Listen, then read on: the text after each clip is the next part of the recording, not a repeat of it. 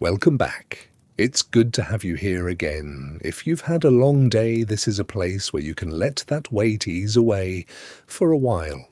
No urgency here, just a quiet topic, unfolding slowly. Tonight, we're traveling north, far north, to places where winter is not a season but a kind of landscape, where temperatures fall to minus 40 degrees Celsius and stay there for weeks, where highways exist only as lines drawn across frozen lakes, and where truck drivers, alone in their cabs, must master the particular challenge of sleeping through the coldest nights on Earth. This is not about adventure, it's about routine, about the careful, methodical work of staying warm and staying alive when the sun disappears and the temperature drops below the threshold where exposed skin freezes in minutes. We'll follow one long night on the ice roads.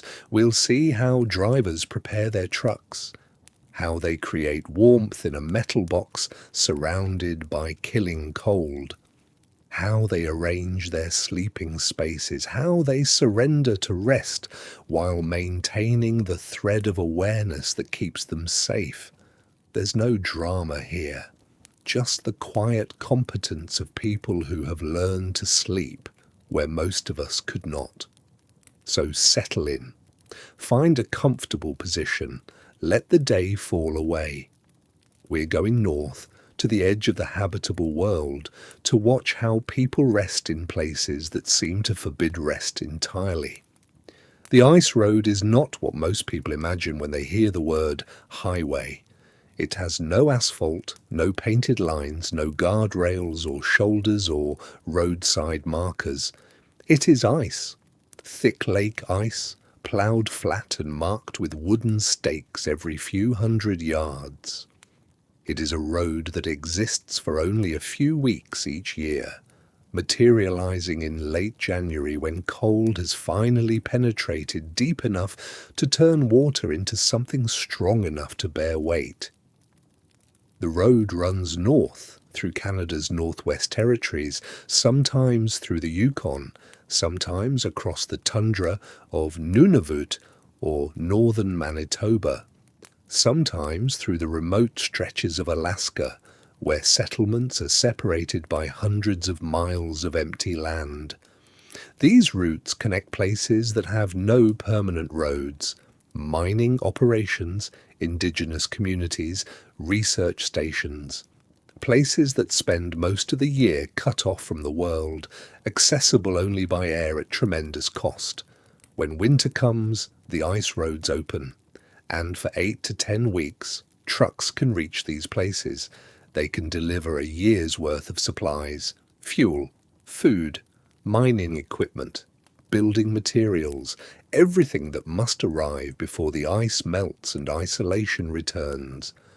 The roads are built by specialists who understand ice. They measure thickness daily.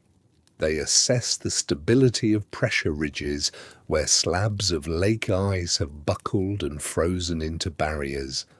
They determine safe load limits based on temperature and ice quality and the microscopic structure of frozen water. A truck route requires ice at least 42 inches thick. Some say more depending on the load.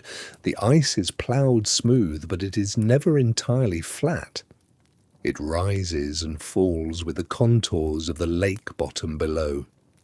It cracks and groans under the weight of passing vehicles. It shifts with temperature changes, creating new gaps that must be monitored and sometimes bridged with packed snow that freezes solid. During the day, if the sky is clear, the road is a white line stretching toward the horizon. The landscape offers no variation, no trees once you move far enough north, no hills. Just flat whiteness in every direction, broken only by the wooden stakes that mark the road and the occasional outline of distant pressure ridges. At night, the road disappears. Headlights show only the next 100 feet. Beyond that, nothing. Just darkness and cold, and the understanding that you are crossing a frozen lake miles from shore, following a path you must trust exists because you cannot see it. The drivers who work these roads drive slowly, 15 to 25 miles per hour, depending on conditions. Not because the ice cannot support higher speeds, but because at minus 40 degrees Celsius, a breakdown means exposure, means cold, means the very real possibility that help will not arrive before the body's core temperature begins to drop. They drive with this knowledge. They carry survival gear, extra fuel, food, communications equipment, sleeping bags rated for extreme cold, flares, everything necessary to sustain life if the truck stops moving and cannot be restarted. And each night, as darkness comes and the temperature drops further, they must stop. They must park beside the road or on a wide section of lake ice. They must shut down their forward momentum and transition from motion to stillness. They must sleep. Not in a motel, not in a warm building, but in their trucks, in the sleeper cabs behind the driver's seat, in a metal box surrounded by air cold enough to kill. This is the part of ice road trucking that outsiders rarely consider. The driving is dangerous, yes, but the nights are where the real test occurs. The nights are when isolation becomes absolute and cold, becomes the only reality, and a driver must trust their preparation enough to close their eyes and rest. The ice road is a temporary highway, but for the drivers who travel it, the truck becomes a temporary home. And learning to sleep in that home, in that cold, is a skill as essential as driving itself. The ice road season does not follow the calendar, it follows the cold. In most years, the roads open sometime in late January. By then, weeks of sub-freezing temperatures have thickened the ice to the necessary depth. Engineers drill test holes, they measure, they calculate load capacity, they determine that the ice is ready to bear the weight of loaded transport trucks. The announcement goes out, the season begins. From that moment until sometime in late March or early April, the roads remain open. During those 8 to 10 weeks, drivers work constantly. They make run after run, hauling loads north to remote sites and returning south for the next shipment. The work is compressed and intense because the window is brief. When the season ends, it ends suddenly. Temperature rises, ice weakens, cracks appear, meltwater begins pooling on the surface, and one day engineers declare the road unsafe. Trucks are ordered off the ice. The season is over. Whatever freight remains undelivered must wait another year or be flown in at 10 times the cost. This creates pressure. Pressure to maximize every available day, pressure to keep trucks moving, pressure to work long hours because lost time cannot be recovered. Drivers know this. They come north specifically for this season. Some are career ice road truckers who return every winter. They know the routes, they know the companies, they know the rhythm of the work and have made peace with the isolation and cold. Others come from southern Canada or the lower United States. They are long-haul truckers seeking premium pay for seasonal work. The money is good, sometimes twice or 3 times normal trucking wages, but it must be earned in a short span. The season offers no guarantee of returning next year. The ice might form late or melt early. The mining operations might reduce shipments. Work is never certain. Some drivers are indigenous from communities along the ice road routes. They grew up with knowledge of winter travel. They understand the land and the ice in ways that cannot be taught from a manual. They drive because the work is available and because they know how to survive conditions that frighten others. The season attracts all of them. It concentrates weeks of work into a small window. And it demands a particular kind of endurance. During the season, drivers work 16-hour days, sometimes longer, though regulations theoretically limit hours. They wake before dawn. They drive through daylight. If there is daylight, they continue driving after dark. They stop only when fatigue or regulations or mechanical necessity forces them to stop. And then they sleep for a few hours, in the truck, in the cold, and then they wake and drive again. This pattern repeats for weeks, day after day, load after load. The accumulated fatigue builds.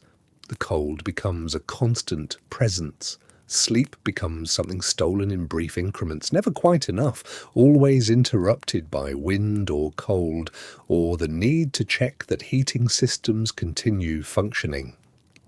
The season offers no weekends, no days off unless weather forces a shutdown. Blizzards occasionally close the roads. Whiteout conditions make driving impossible. On those days, trucks sit idle, drivers wait in their cabs, burning fuel to stay warm, sleeping fitfully, waiting for the storm to pass. But those days are not rest days. They are lost income. They are delays that extend delivery schedules. They are time subtracted from the already short season.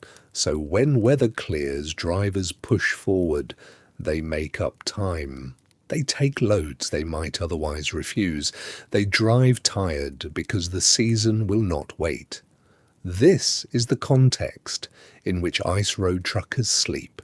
Not the comfortable, unworried sleep of people in warm beds in safe houses, but the fragmented, half-vigilant sleep of people who know the season is short and the cold is patient, and the work will resume at first light.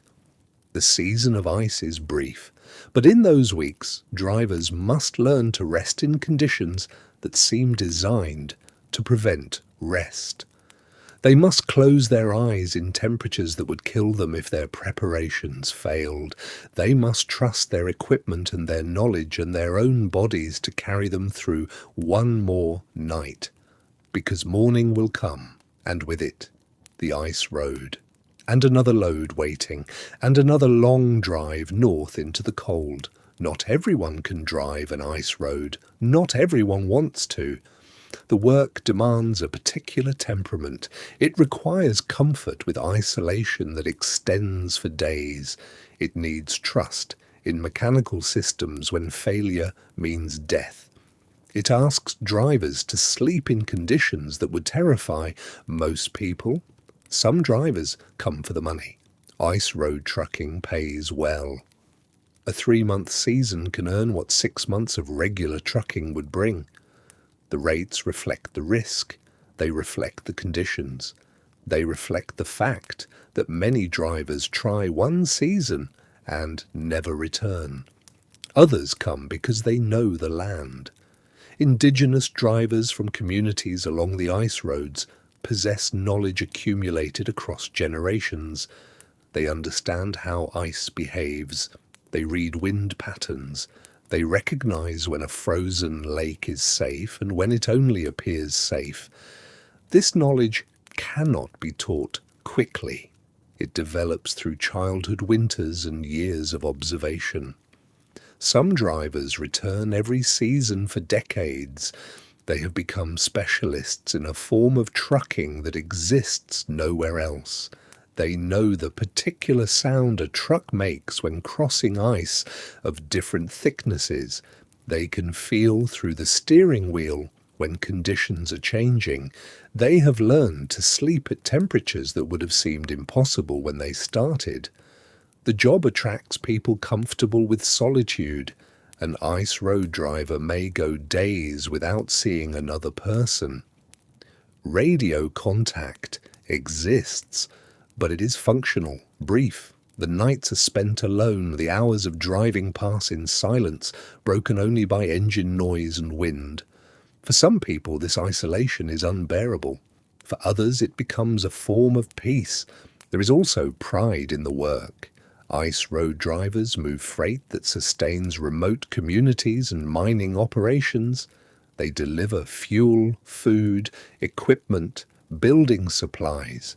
An entire year's worth of material must arrive during the few weeks when ice roads are passable. If drivers fail, communities go without. If they succeed, life continues in places where it otherwise could not. The drivers are mostly men, but not exclusively. Women drive ice roads. Age varies widely. Some are in their 20s, drawn by adventure and pay. Others are in their 60s, veterans who have forgotten more about cold than younger drivers will ever learn. The common thread is competence. Incompetent drivers do not last. The ice removes them through accidents, through fear, or through the simple recognition that they lack what this work requires. Many drivers name their trucks. They speak to them during difficult moments. This might seem superstitious, but it reflects a real relationship. The truck becomes partner, shelter, lifeline. It is the only thing standing between the driver and fatal cold. The bond that forms is not metaphorical. It is practical and deeply felt. Drivers develop their own philosophies about cold and risk. Some run their engines all night, every night, refusing to trust bunk heaters alone. Others take pride in fuel efficiency and careful preparation, running heaters only. Some carry extensive emergency supplies, others travel light, trusting their skills. These are not arbitrary preferences. They are survival strategies refined through experience. The decision to return each season is never casual. Drivers know what awaits them. They remember the coldest nights. They remember the fear when a heater failed or ice cracked beneath them. They return anyway because the work suits them, because they have become good at something difficult, because the Arctic has become familiar ground. Some drivers are following family tradition. Fathers drove ice roads. Now sons do. Knowledge passes between generations, where to park, how to read ice, when to trust your instincts over your gauges. This informal education produces drivers who possess skills that cannot be certified, but are absolutely essential. There is also a particular kind of courage required. Not the dramatic courage of a single emergency, but the steady courage of sleeping at minus 40 degrees Celsius, knowing morning is hours away. The courage to trust that the systems will hold, that the cold will not penetrate the cab, that you will wake. This courage becomes routine, but it never becomes easy. Ice road drivers are not reckless. The stereotype of wild risk-takers is false. The drivers who survive are cautious, methodical, and deeply respectful of the environment. They take calculated risks, but only after calculation. They push limits, but only when they understand exactly where those limits are. The work changes people. Veterans of many seasons move differently. They check things twice. They prepare for contingencies. They have internalized lessons that newer drivers are still learning. This visible competence is why experienced drivers are valued, why companies seek them out, why they command higher pay. At the end of each season, drivers return south. They spend months in normal temperatures, sleeping in warm beds, living ordinary lives. But when January arrives and ice begins to thicken in the far north, many of them prepare to return. They have become people who know how to survive where survival is difficult. They have joined a small community of specialists in a form of work that exists only in the coldest places on Earth. The number -40 appears on thermometers. It is the point where Celsius and Fahrenheit meet. It is the temperature where cold stops being merely uncomfortable and becomes a physical threat. Understanding this cold is essential to understanding how sleep is possible within it. At -40 degrees, exposed skin freezes in minutes, not gradually, not with warning. The process is rapid and damaging.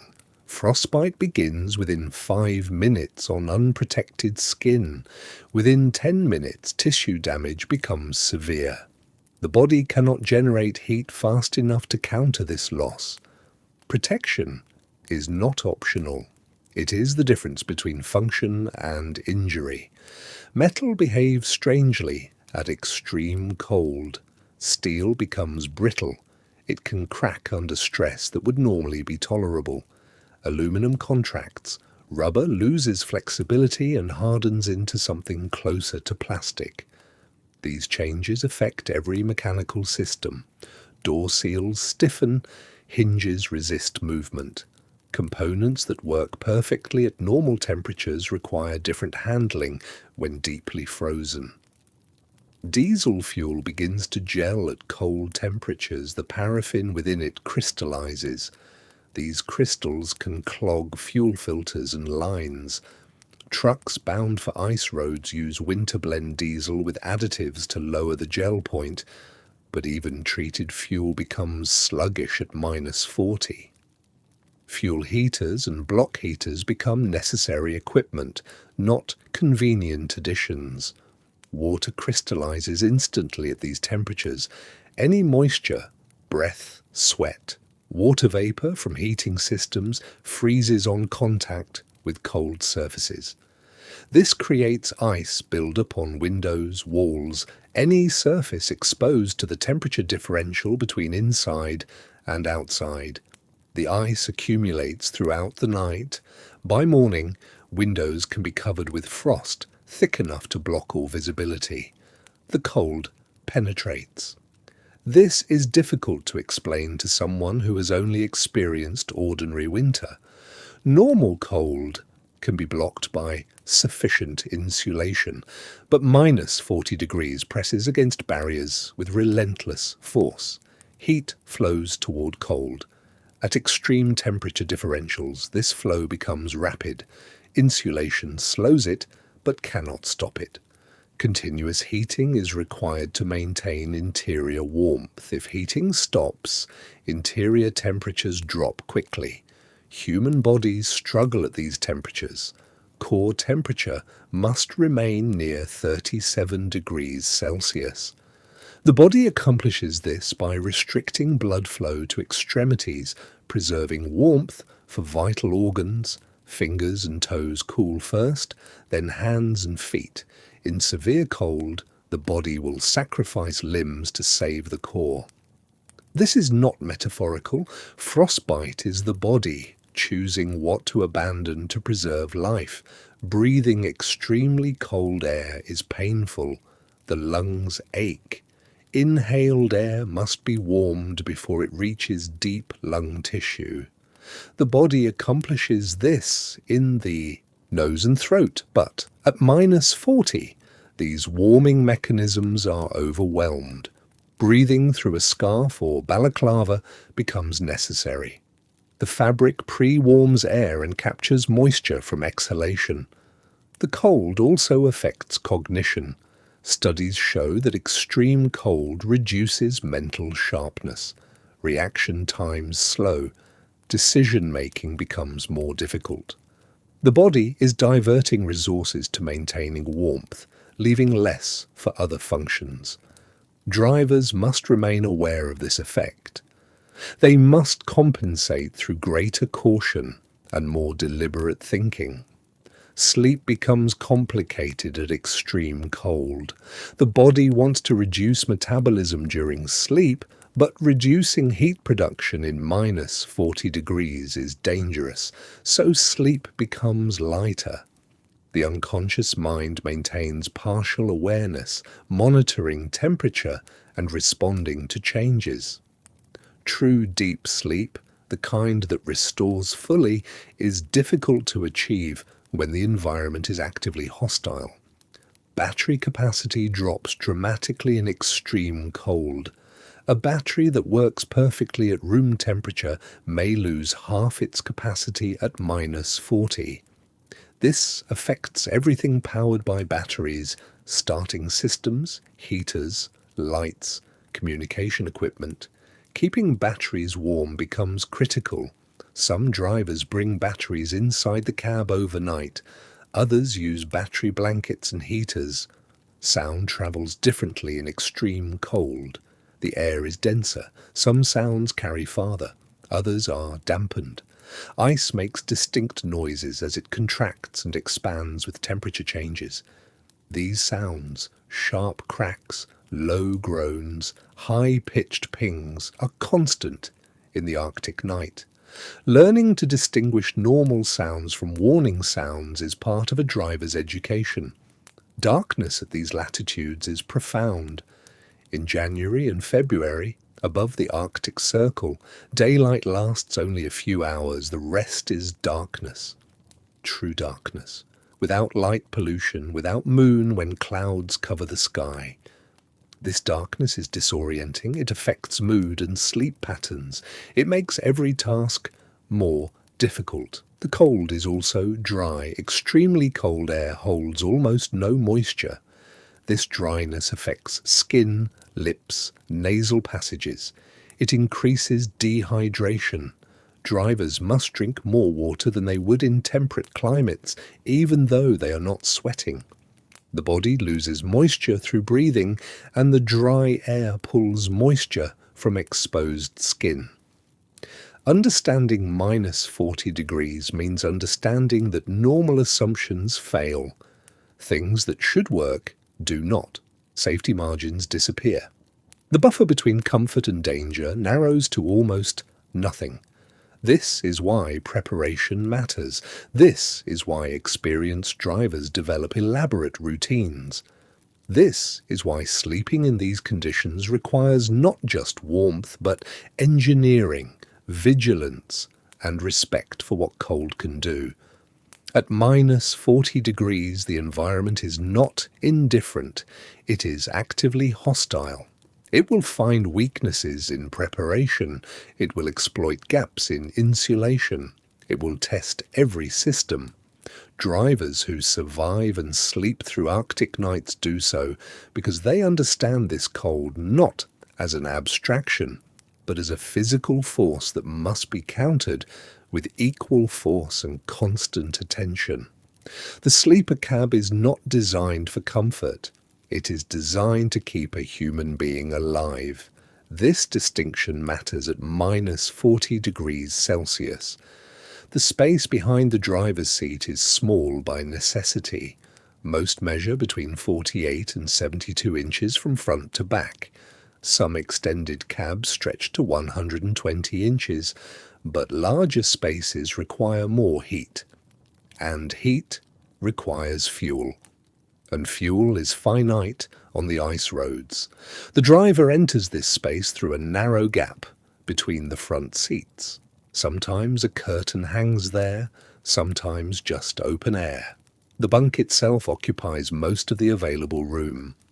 A platform bed, perhaps 6 feet long, perhaps 7, wide enough to turn over, not much wider.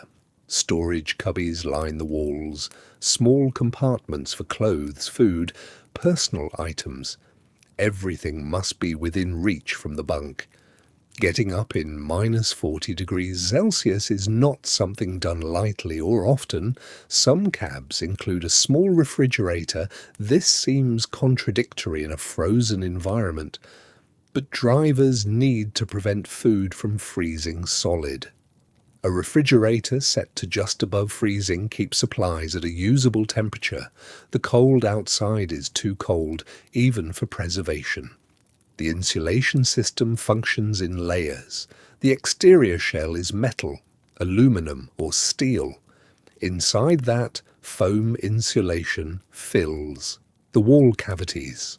Then a vapor barrier to prevent moisture penetration, then interior paneling. Each layer adds resistance to heat loss. But at minus 40 degrees Celsius, these layers are never enough. Not truly. They slow the cold's advance. They do not stop it. The windows present the greatest challenge. Glass conducts heat far more readily than insulated walls. Modern sleeper cabs use double-paned windows, 2 layers of glass, with dead air between them. This helps. It is not sufficient. Frost forms on the interior glass within hours of stopping. The driver's breath, warm, moisture-laden, meets the frozen window surface. Ice crystals grow. They spread across the glass in feathered patterns, beautiful and problematic. By morning, the windows are often opaque with frost. Some drivers must scrape ice from inside the cab before they can see out. The ceiling height is limited. Sitting upright is possible. Standing is not.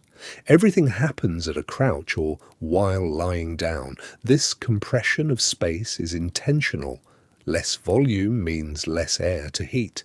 Every cubic foot requires energy to warm. Climate controls are positioned within reach of the bunk. Temperature dials, fan speed settings, system on-off switches. The driver must be able to adjust heating without leaving the sleeping bag, without exposing hands to cold air for more than a few seconds. Some cabs include overhead storage nets. These hold items that must stay accessible through the night. A flashlight, a water bottle kept inside the sleeping bag to prevent freezing, a radio, perhaps chocolate or energy bars, things a driver might need in darkness without fumbling through cubbies. The floor is always the coldest surface in the cab. Heat rises, cold settles. The floor temperature can be 30 or 40 degrees colder than the air at bunk level. Drivers learn never to put bare feet on the floor, never to drop something and have to climb down to retrieve it. The door seals matter enormously. Rubber gaskets around the cab door and sleeper compartment. These compress when closed, creating a barrier against infiltration. But rubber becomes rigid in extreme cold. It loses flexibility. Small gaps appear. Cold air finds these gaps. Drivers feel them as drafts, thin streams of minus 40 degrees Celsius air entering the protected space.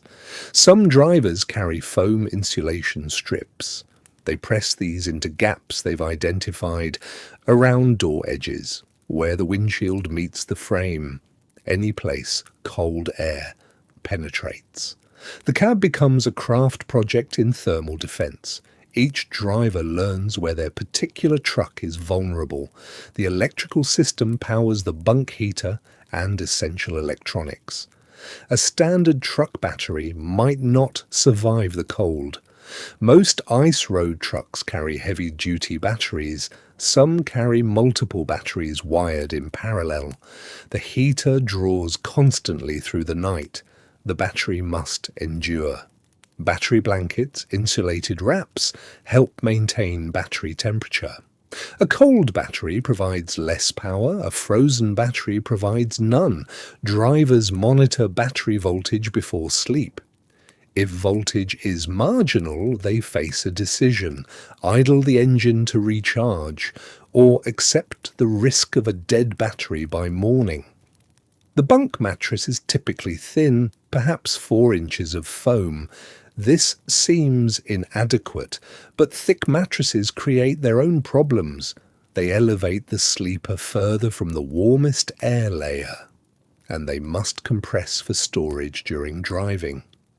Function trumps comfort in the sleeper cab design. Some drivers add their own modifications: reflective bubble wrap insulation on windows at night, thermal curtains to separate the sleeper from the cab, extra weather stripping. The trucks leave the factory with standard cold weather equipment. But each driver refines their truck based on experience. Each winter teaches new lessons about where heat escapes and how to prevent it. The space feels different at night than during the day. During daylight, it is simply cramped quarters. At night, in stillness, surrounded by lethal cold, it becomes something else. A survival capsule, a refuge, a thin shell of warmth in an environment that would kill an exposed human in minutes. The driver lies in this space and knows that just inches away, beyond the insulation and paneling, the air is cold enough to freeze exposed skin in seconds. The truck is not comfortable, but it is enough. That is what matters. That is what the design achieves. Enough insulation, enough heat, enough space to lie flat and sleep. Enough to survive until morning. The bunk heater is approximately the size of a shoebox. It weighs perhaps 10 pounds. A driver can hold it in 2 hands. This small device becomes the difference between sleep and hypothermia. The system has several names: Webasto, ESPA, generic terms like diesel bunk heater or auxiliary heater. But they all function on the same principle. They burn diesel fuel in a controlled combustion chamber. They transfer that heat to air. They blow warm air into the sleeper cab. And they do this without running the truck's main engine. This independence is critical. The main engine can provide heat. It produces enormous amounts of heat during operation. But idling a diesel engine through a night of minus 40 degrees Celsius creates problems.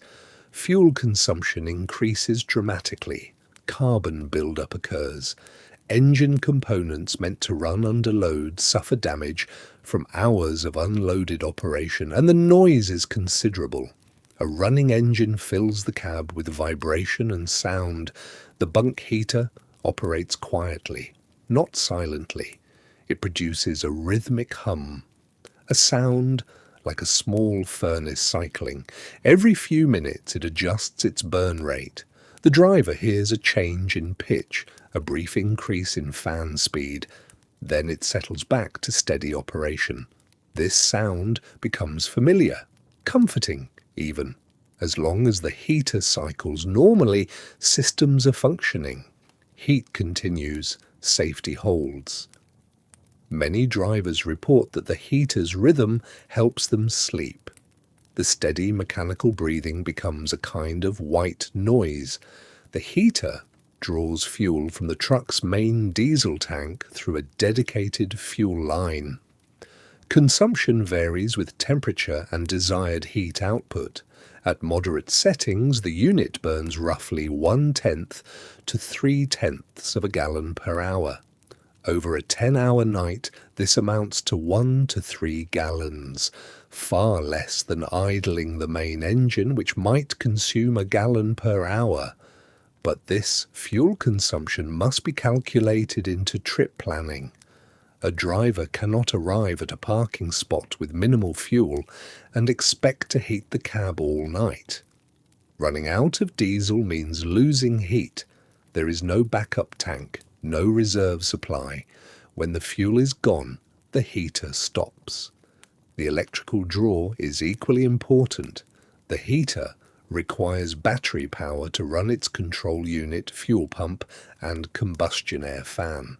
A healthy truck battery can power the heater through a cold night.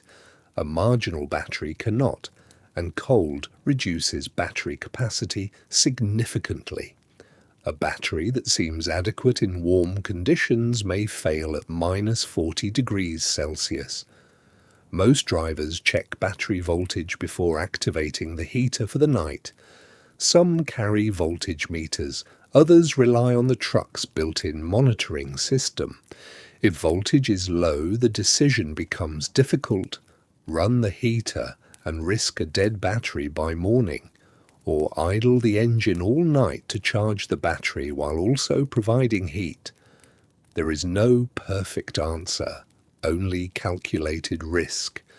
The combustion process requires careful engineering. The heater draws outside air for combustion. It cannot burn cabin air. That would deplete oxygen and create a suffocation hazard. A small intake pipe extends through the cab wall to the exterior. Outside air, even at -40 degrees Celsius, enters the combustion chamber. Diesel fuel atomizes into a fine spray. The mixture ignites. Combustion occurs in a sealed chamber.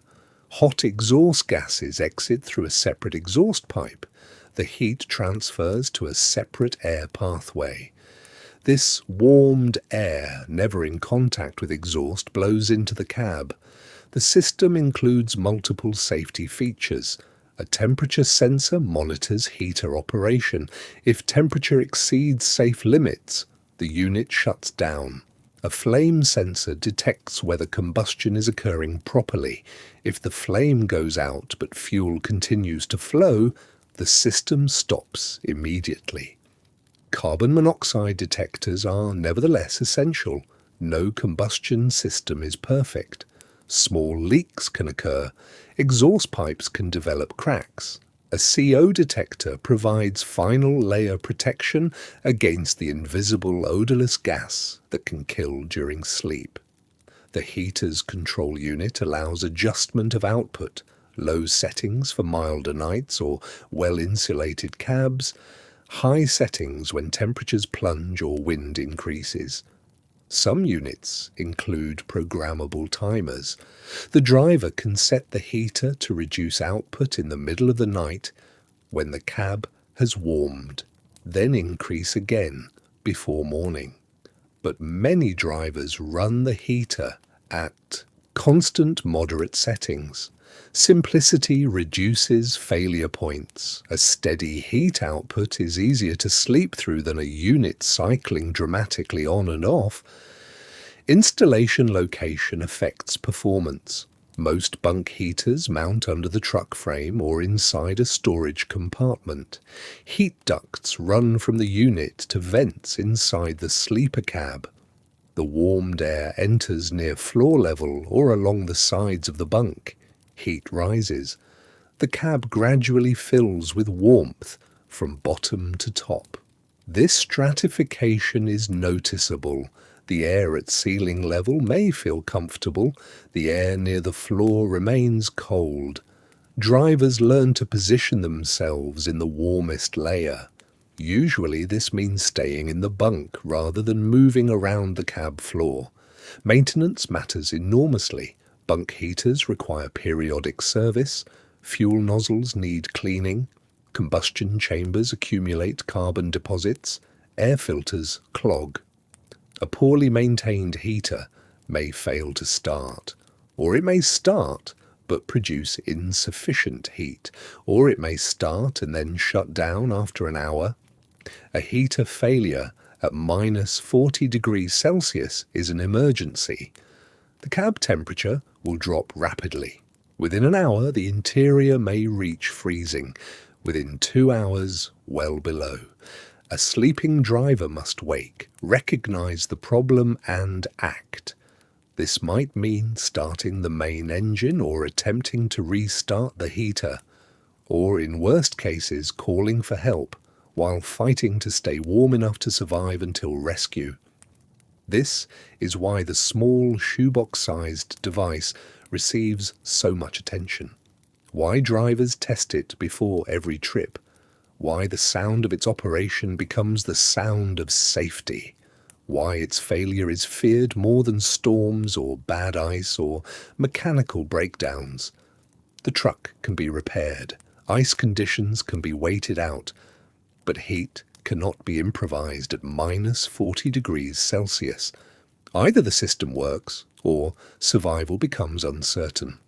The bunk heater is not complicated technology. It is not exotic. Similar units heat construction equipment, boats, RVs, but context transforms its significance. In a warm climate, a heater failure means discomfort. On the ice roads in the deep winter night, it means something else entirely. It means the difference between sleeping and fighting to stay alive until dawn. The decision to stop does not come suddenly. It builds through the afternoon. A driver begins watching the light, the angle of what little sun exists, the colour of the sky where it meets the ice. He begins thinking about fuel, not just the gauge reading, but the reserve, the margin beyond what the numbers show. He begins feeling his own tiredness, not the sharp exhaustion that demands immediate rest, but the deeper fatigue that accumulates through hours of constant vigilance. And he begins reading the ice ahead, looking for the place that will serve. This is not like pulling into a rest stop. There are no lights, no designated parking, no building nearby offering warmth or refuge. The ice road offers only ice and the choice of where to become still.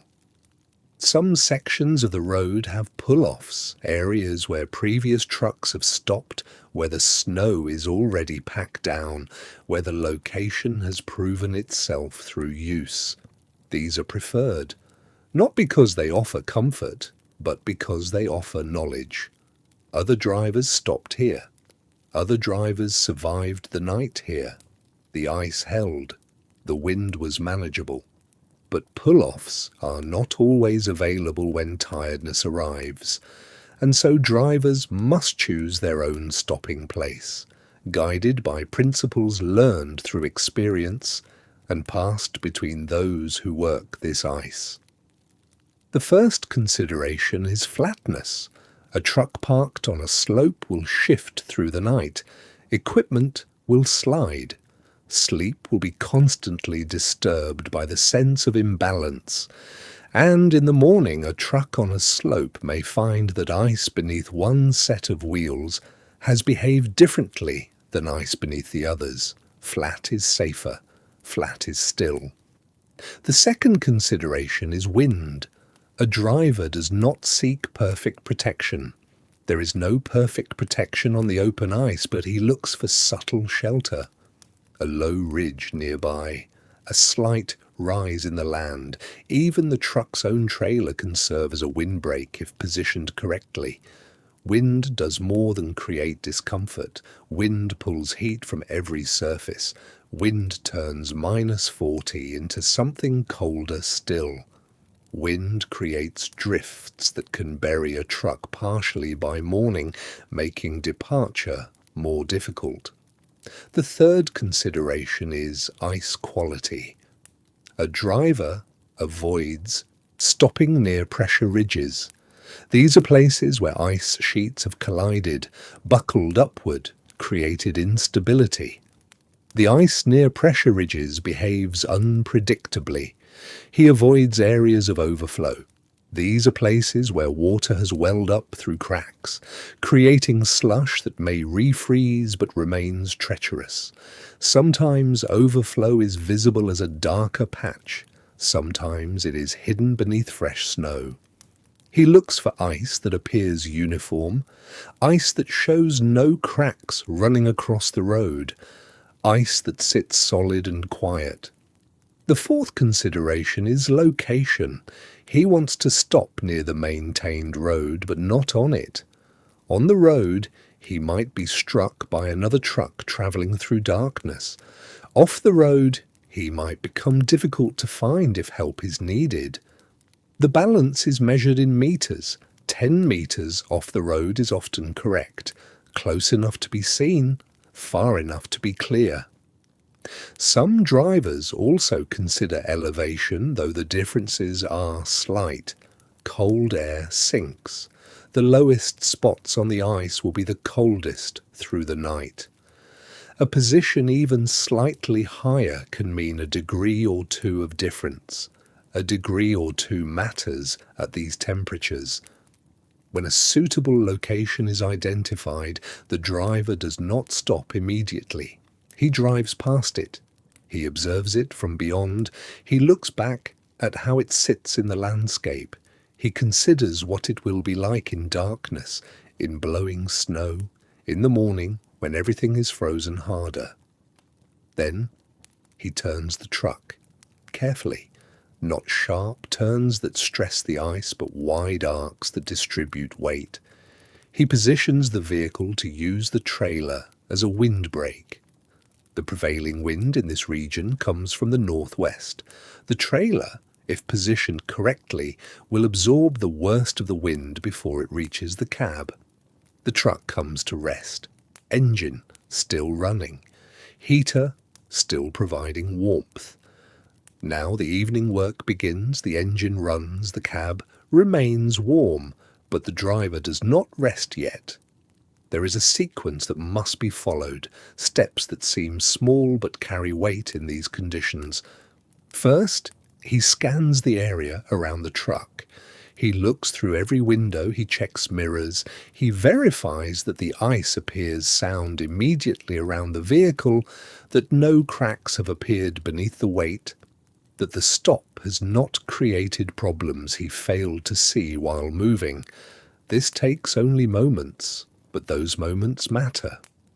Next, he engages the parking brake and places the transmission in the correct gear. The truck must not roll, it must not shift. On flat ice, this seems unnecessary, but ice is never perfectly flat, and through the night, surfaces change. Metal contracts, ice settles. A truck that seems stable can begin to move. The parking brake is set firmly, not with hesitation but with full commitment. Then he performs the first external check. He opens the door.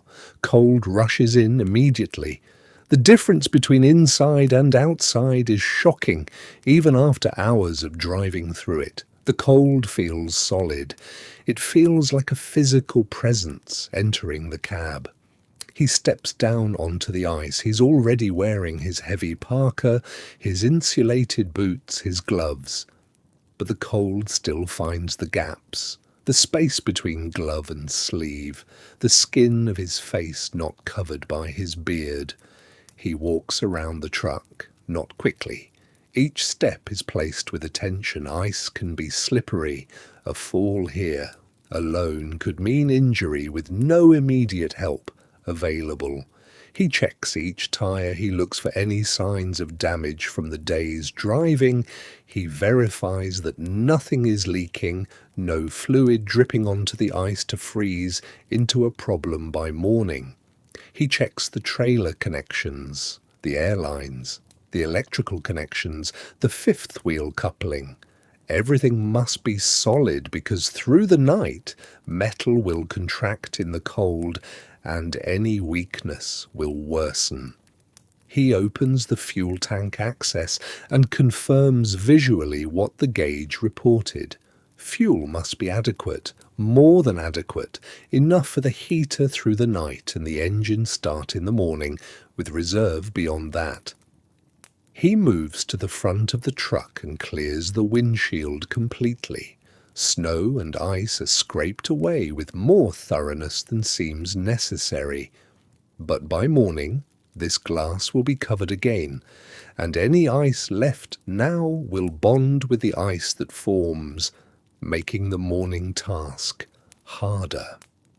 He checks the hood latches. He verifies that the engine block heater cord, if the truck carries one, is secured and not hanging where it might freeze to something. He walks the perimeter one more time, listening, looking, feeling the wind direction, observing how snow is beginning to drift, learning the patterns that will continue through the night. Then he returns to the cab. The warmth inside feels excessive after even 5 minutes in the cold. His face tingles. His fingers ache as they warm. He removes his outer gloves but keeps his liner gloves on. He will wear layers through the evening routine. He closes the door firmly, checks that it latched completely. A door that appears closed but is not fully sealed will allow cold to seep in through the night. Now he contacts dispatch.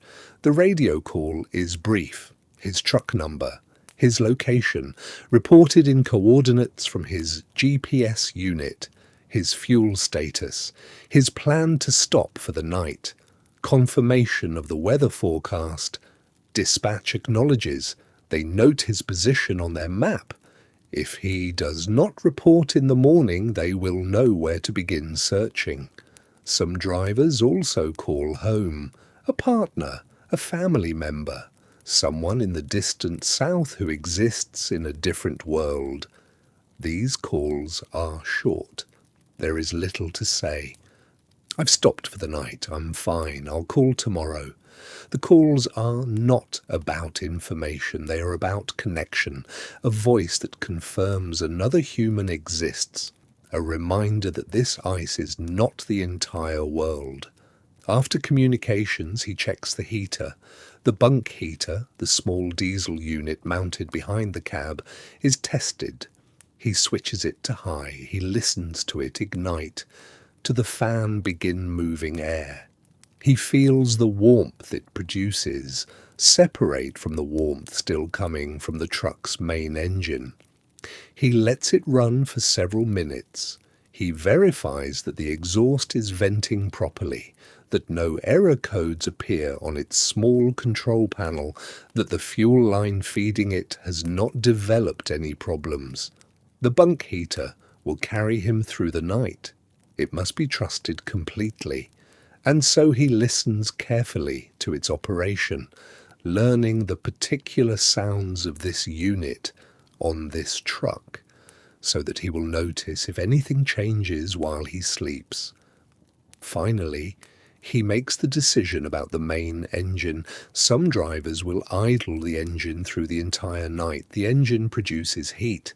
The alternator charges batteries. The risk of a cold start is eliminated. But idling consumes fuel. Idling adds hours to the engine wear that accumulates, and idling is not foolproof.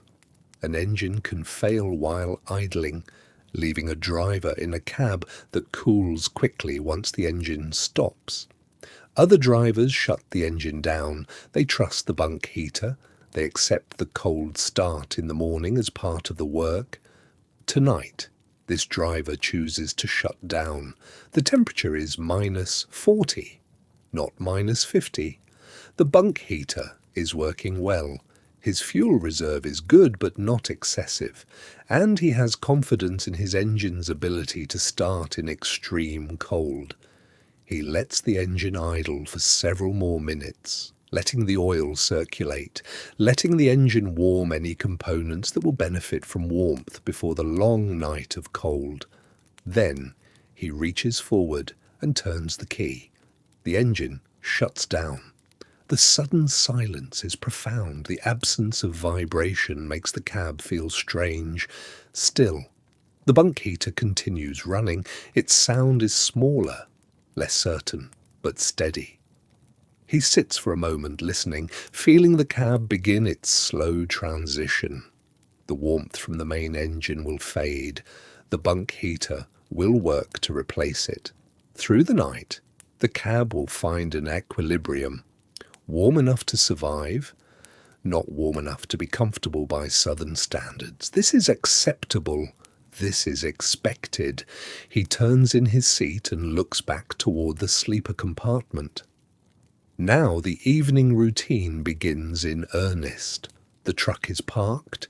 The engine still runs. Now begins the process of transforming a vehicle into a dwelling. This work is methodical. It follows patterns learned through experience. Each driver develops a personal routine. The steps vary in detail but share the same purpose: turning the cab into what can sustain life through the coming hours. First comes the inspection for drafts. Cold finds every gap. Door seals are checked by hand, feeling for air movement. Window frames receive attention. The transition between cab and sleeper berth often leaks. These openings seem small in daylight. At -40, they become vectors for heat loss that no heater can overcome. Drivers carry materials specifically for blocking these gaps. Rolled towels work well along door bottoms. Foam weather stripping fills spaces around windows. Some carry duct tape and spare insulation, others use rolled clothing pressed into problem areas.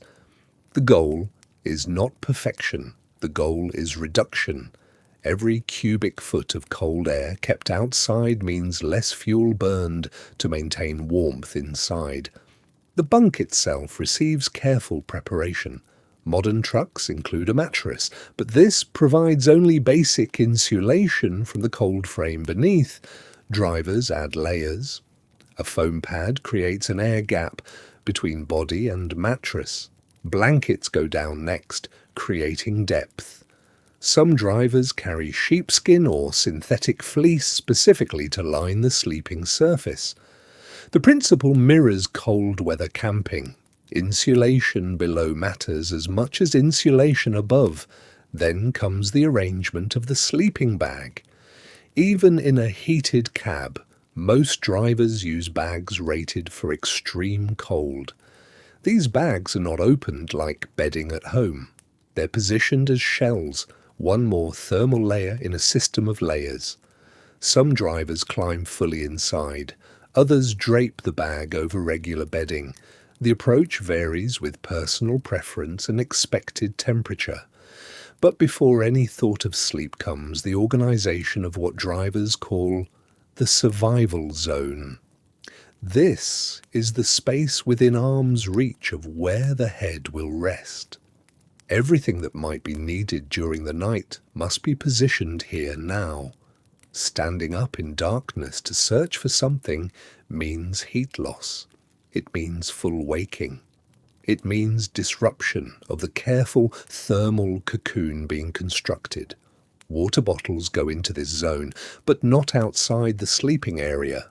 Water freezes. Bottles left on a shelf or floor become solid ice within hours. Instead, they go inside the bag, near the core, where body heat keeps them liquid. The same applies to any battery-powered devices. Flashlights lose power rapidly in extreme cold. Phone batteries drain to nothing. These items sleep where the driver sleeps, maintained at survivable temperature by proximity to human warmth. Emergency supplies occupy specific positions. A headlamp hangs from a hook within easy reach. A knife remains accessible, necessary if quick cutting of seat belts or fabric becomes needed. Some drivers keep a lighter and candle as backup heat source. Others position a small fire extinguisher near the bunk. These items represent the question no one wants to ask. What happens if the primary systems fail? Extra clothing is staged in layers. Dry socks rest near the pillow. A wool hat stays where it can be pulled on without thought. Heavy gloves are positioned for quick access. This is not paranoia. This is the recognition that the difference between manageable cold and dangerous cold can arrive suddenly, and fumbling in darkness with numb fingers is not a situation anyone wants to experience. The heater vent receives attention. Some drivers position a blanket or jacket to help direct warm air toward the sleeping area. Others angle a piece of cardboard or foam to create a baffle, spreading heat more evenly through the small space. The bunk heater works, but its warmth emerges from a single point. Distributing that warmth efficiently becomes part of the art of comfort. Ventilation presents a paradox. The space must be sealed against drafts, but it must also breathe. A human exhales moisture with every breath. In extreme cold, this moisture condenses and freezes. Without some air exchange, the interior becomes an ice cave, with frost building on every surface. Most drivers crack a window slightly, just enough for minimal airflow, not enough to create a draft. Finding this balance takes experience. The first winter, many make mistakes. By the second year, the adjustment becomes instinctive. Some drivers add one more element, reflective material behind the bunk.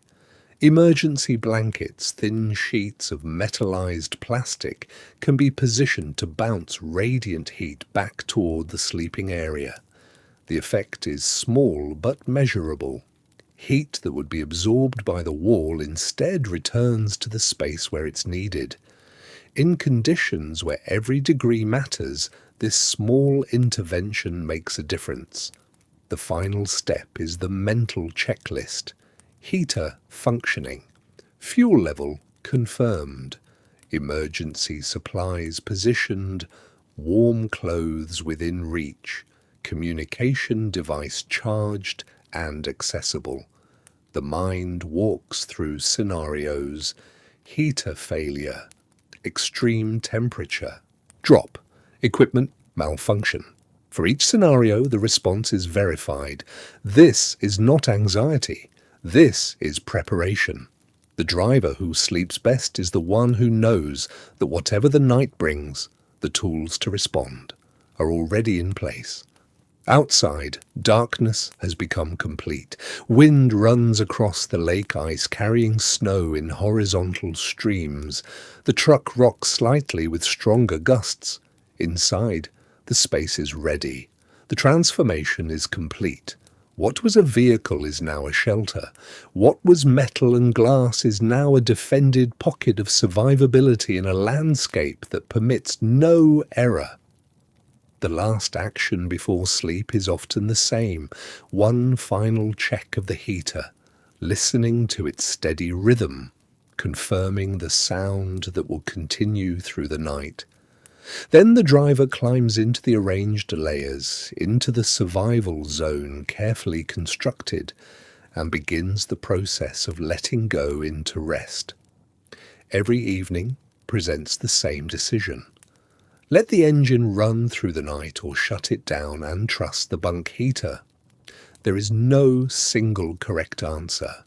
The choice depends on temperature, equipment condition, fuel reserves, and something harder to quantify: the driver's tolerance for risk.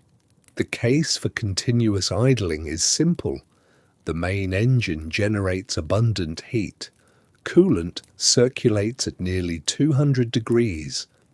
This warmth floods the cab through the truck's climate control system.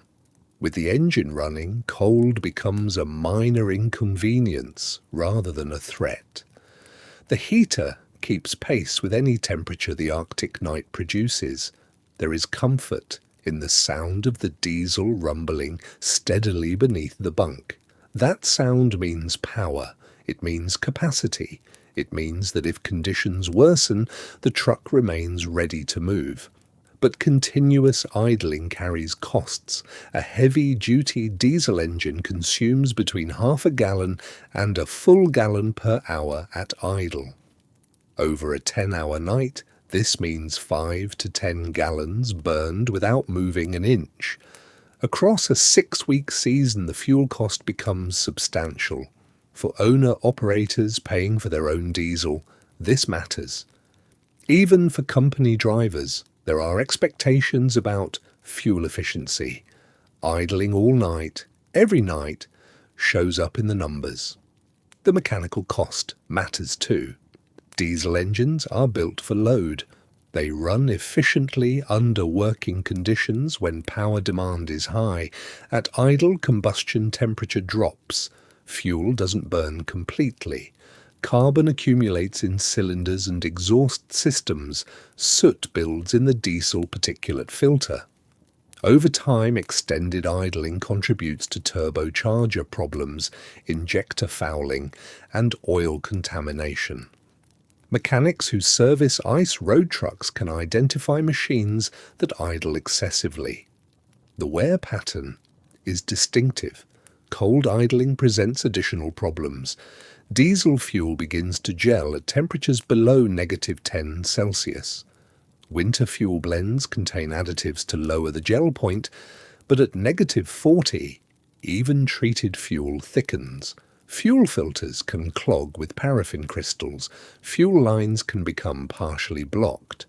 An engine that idles in extreme cold may continue running, but it's pulling fuel through a system that's gradually restricting flow. Some drivers have experienced engines that ran all night but refused to throttle up in the morning because fuel filters had gelled during the low-demand idle period. The alternative is to shut the engine down and rely on the bunk heater. These units are specifically designed for this purpose. They're independent heating systems, small diesel-fired furnaces that draw from the truck's fuel tank but operate separately from the engine. They consume far less fuel, typically 1/10 of a gallon per hour. A night's operation uses 1 gallon instead of 8. The savings multiply across weeks and months. Modern bunk heaters are reliable. They include safety features, automatic shut-off if flame is lost, oxygen sensors to prevent combustion problems, battery monitors to avoid draining starting power. Most drivers trust them, but trust is not certainty. A heater that fails at midnight in -40 cold creates a crisis. The cab temperature drops rapidly once the heat source stops. Within an hour, the interior approaches outside temperature. Within 2 hours, the cold becomes dangerous. Stories circulate among drivers about heater failures, a control board that malfunctioned in the coldest part of night, a fuel line that developed a microscopic leak, letting air into the system and causing the burner to shut down, a battery that had just enough power to run the heater most of the night, but died at 4 a.m. These stories are not common, but they're not fiction. They represent the low probability, high consequence events that shape how people think about risk. Some drivers adopt a middle approach. They shut the engine down but set an alarm to start it periodically. Every 3 or 4 hours they wake, start the engine, let it run for 15 minutes to warm the cab and recharge batteries, then shut it down again. This compromise saves fuel compared to continuous idling, but provides regular verification that the engine will start. It also offers intervals of high-volume heat that allow the cab to build up thermal mass. The decision changes with conditions. At -20, most drivers shut down without hesitation. The bunk heater handles this easily. At -30, more drivers idle, though many still trust the heater. At -40 and below, the calculus shifts. The consequences of heater failure become more severe. The margin for error narrows. More drivers choose to idle, accepting the fuel cost in exchange for greater certainty. Equipment age matters. A truck with a new bunk heater inspires confidence. A truck with a heater that's 6 years old and showing signs of wear creates doubt. Drivers listen to how the heater sounds. A smooth, consistent operation is reassuring. A heater that cycles irregularly or makes unfamiliar noises prompts the decision to idle instead. Personal history influences choice. A driver who once experienced a heater failure rarely forgets it. That memory shifts risk assessment. Even if the probability of failure is low, the experience of waking in plummeting cold, fumbling to start an engine with sluggish batteries, creates lasting caution. These drivers often become committed idlers, regardless of fuel cost. Fuel supply also governs the decision. A truck with full tanks can afford to idle. A truck running low on fuel before the next available pump must conserve. Some stretches of ice road span hundreds of miles between fuel sources. Running tanks to empty is not acceptable. Drivers calculate backward from their fuel reserve, determining how much can be allocated to nighttime idling while maintaining safe margins for travel. There is no consensus among drivers. On the same night, at the same temperature, parked 100 yards apart, two trucks will make opposite choices. One engine will rumble steadily through the darkness. The other will sit silent except for the whisper of the bunk heater. Both drivers will sleep. Both will wake safely. Both will consider their choice the reasonable one. The question of idling represents the broader reality of ice road survival. There are guidelines, but not rules. There are better and worse practices, but no single mandatory approach. Each driver must read conditions, assess equipment, calculate risk, and make the choice that allows sleep. Some find security in the sound of the engine, others find it in fuel economy and mechanical preservation. The ice road accommodates both philosophies. What it does not accommodate is the failure to think through the question at all. Before sleep becomes possible, the body requires fuel. At minus 40 degrees, warmth is not just comfort, it is survival measured in calories. A driver preparing to sleep does not simply eat. They calculate heat production. Food is fuel for the internal furnace that must burn through the long night ahead.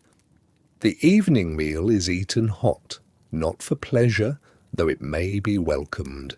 Hot food raises core temperature. It provides the body with immediate energy to begin the work of staying warm.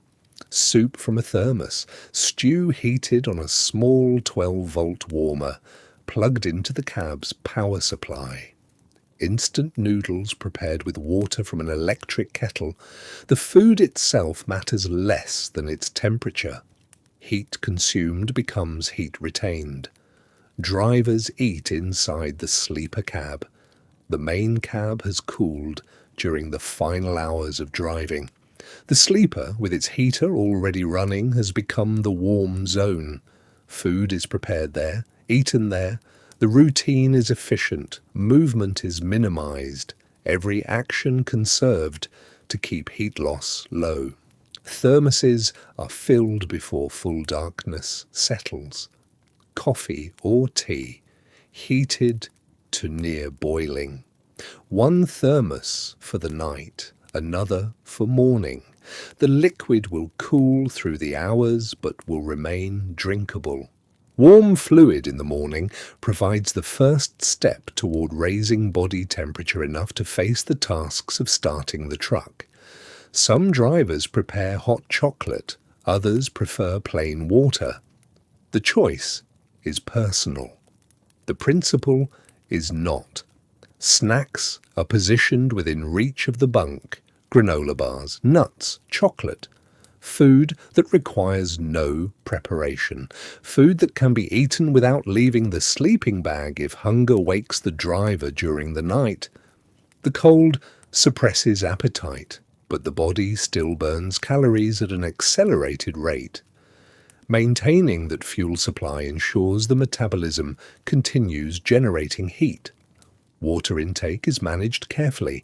The body needs hydration, but the body also has needs that are dangerous to address at minus 40. The calculation is delicate. Drink enough to stay hydrated.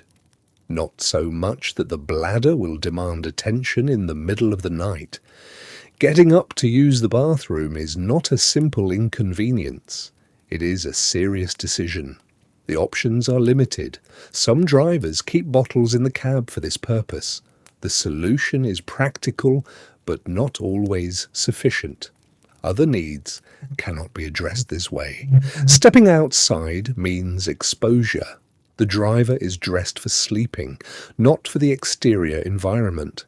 Long underwear and wool socks are not armor against minus 40. Even a brief exit, measured in seconds, introduces cold into the cab and into the body. Skin exposed to that air can be damaged faster than the task can be completed. Fingers lose function. The cold follows you back inside. Some drivers describe the mental negotiation. waking in the night with the urge to urinate, weighing the discomfort of holding it against the danger of going out. Sometimes holding it wins. Sometimes the discomfort becomes too great. The driver moves quickly, opens the door, steps down, completes the task in as few seconds as possible, climbs back in, seals the door. The cab temperature has dropped. The body is shocked. It takes time to stop shivering and return to warmth. There is an advantage to the cold. It slows certain processes. The body conserves. The need to urinate becomes less frequent in extreme cold if fluid intake is controlled. Drivers learn their own limits. They learn how much they can drink in the evening and still make it to morning. This knowledge is individual. It is learned through experience. Food wrappers and trash are kept in a bag. Nothing is thrown outside. The truck is a closed system. Everything that enters must be managed inside. Order is maintained not for neatness, but for function. A misplaced item in the dark can mean wasted time and lost heat searching for it. Some drivers eat lightly before sleep. Others prefer a substantial meal. The philosophy varies. A heavy meal provides more calories but requires energy for digestion.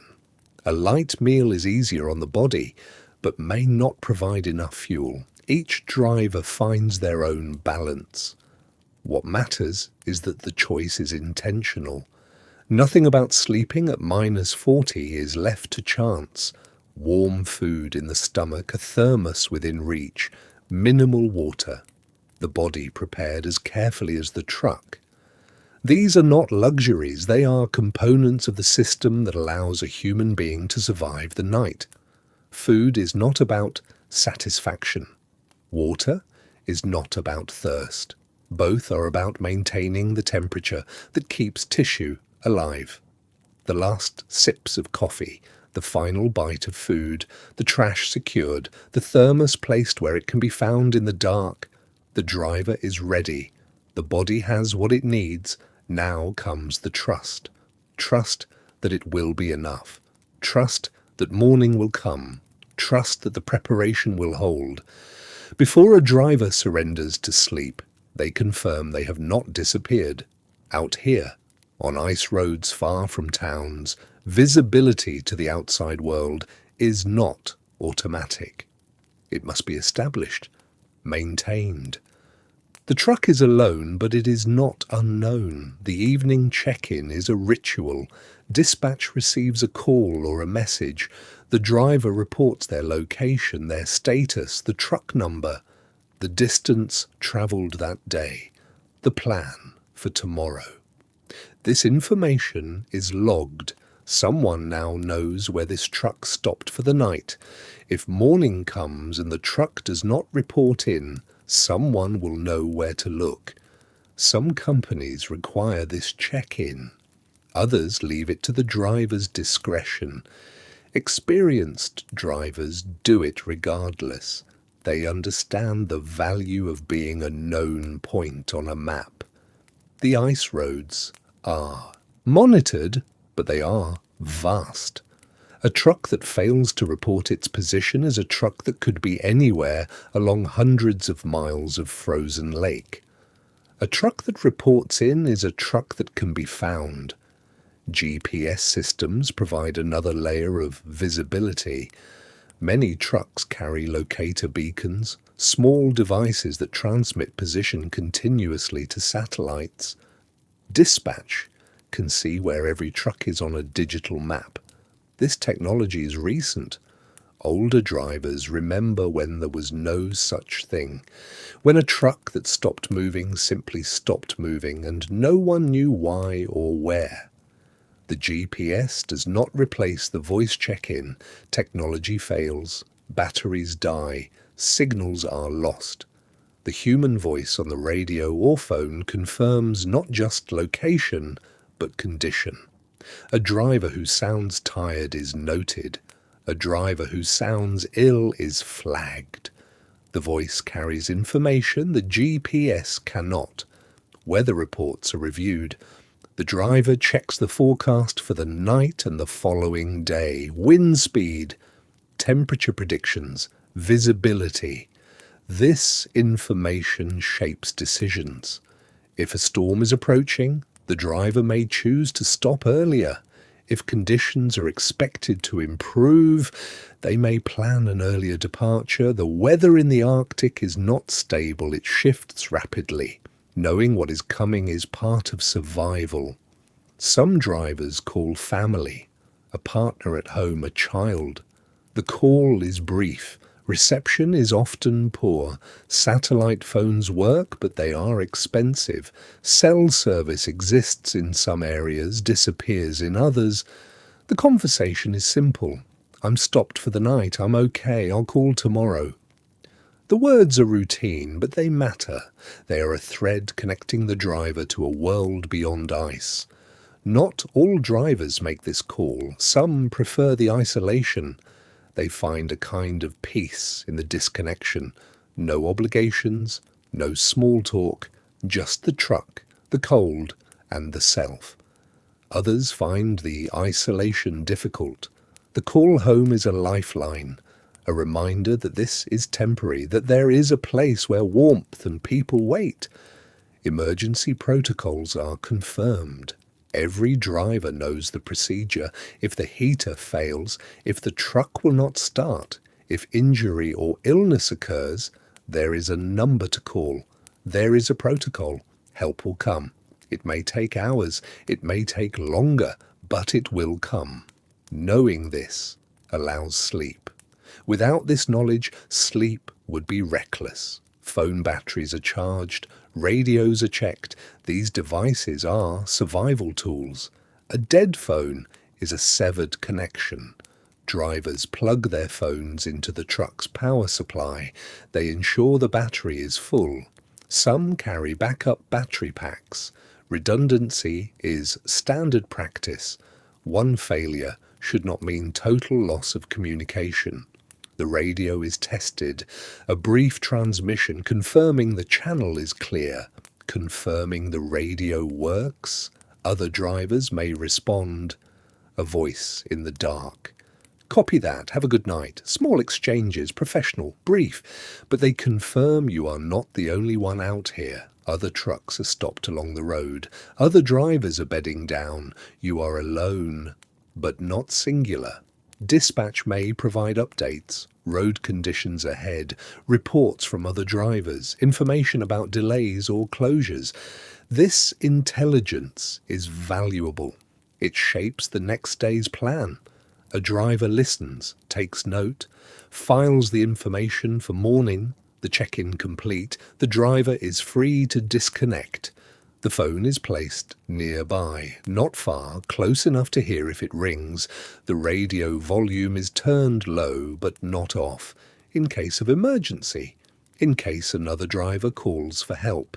The connection remains, but it recedes. Sleep requires a kind of separation, a letting go.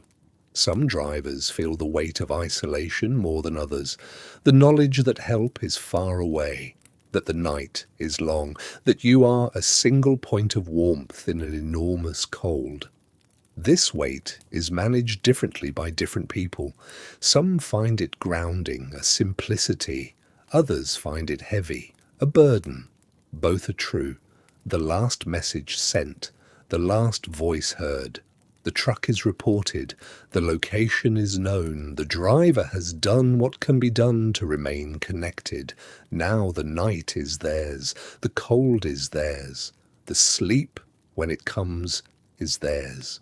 Morning will bring the voice again, the check-in, the confirmation of survival. But for now, the world is distant. The truck is a small, warm island, and the driver is alone with the heater's hum and the wind's voice and the trust that dawn will come. Before a driver can sleep, the body must be prepared. This preparation begins with removing the clothing worn during the day. Every piece must come off. The insulated coveralls, the heavy jacket, the boots, the outer gloves.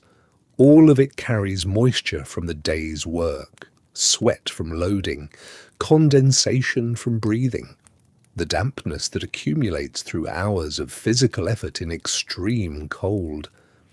This moisture, harmless while the body moves and generates heat, becomes dangerous at rest. The driver strips down completely in the narrow space of the cab.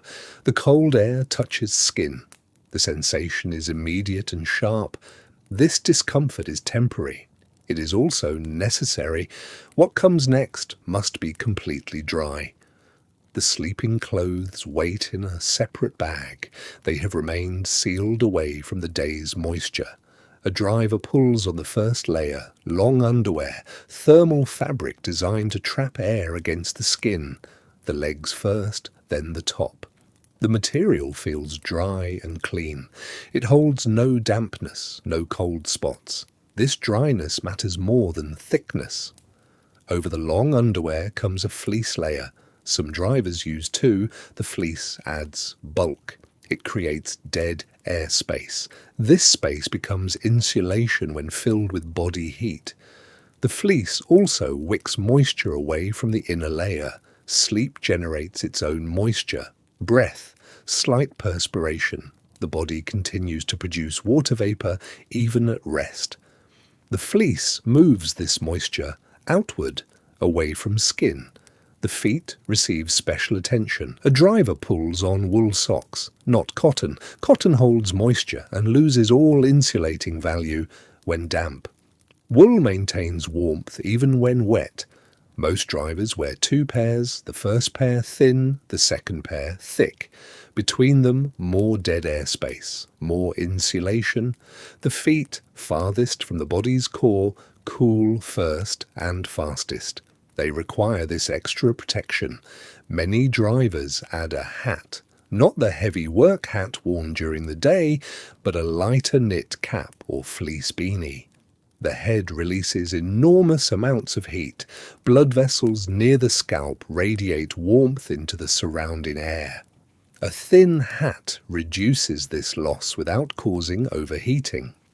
Some drivers pull the hat down over their ears. Others leave ears exposed, preferring to hear clearly through the night. The hands present a choice. Gloves inside a sleeping bag feel awkward and restrict movement, but fingers cool quickly in severe cold. Some drivers compromise with fingerless gloves or thin liner gloves. Others keep heavy gloves tucked inside the sleeping bag, ready to pull on if the heater fails or temperature drops beyond tolerance. This clothing becomes the first layer of the sleeping system. It sits against the skin. It manages moisture. It provides baseline insulation. But it cannot, by itself, maintain warmth through the coldest hours. It requires partnership with the outer layers. The driver now approaches the bunk. The regular bedding, sheets, blankets, the standard mattress remains in place. But into this ordinary bed goes an extraordinary addition, the extreme cold sleeping bag. These bags carry ratings, negative 40 degrees Fahrenheit, negative 50, some even lower. They contain inches of synthetic insulation or down. They weigh 10 pounds or more. They cost hundreds of dollars. They represent the difference between sleep and hypothermia. The sleeping bag lies open on the bunk. The driver climbs into the regular bed first, then works into the sleeping bag. The bag goes inside the blankets, not on top of them. This creates layers. Sleeping bag against the body, blankets outside the bag. Each layer traps air. Each boundary reduces heat loss. The combination produces a thermal environment drastically different from the surrounding cab. Inside this system, the driver's position becomes strategic, curled rather than stretched out.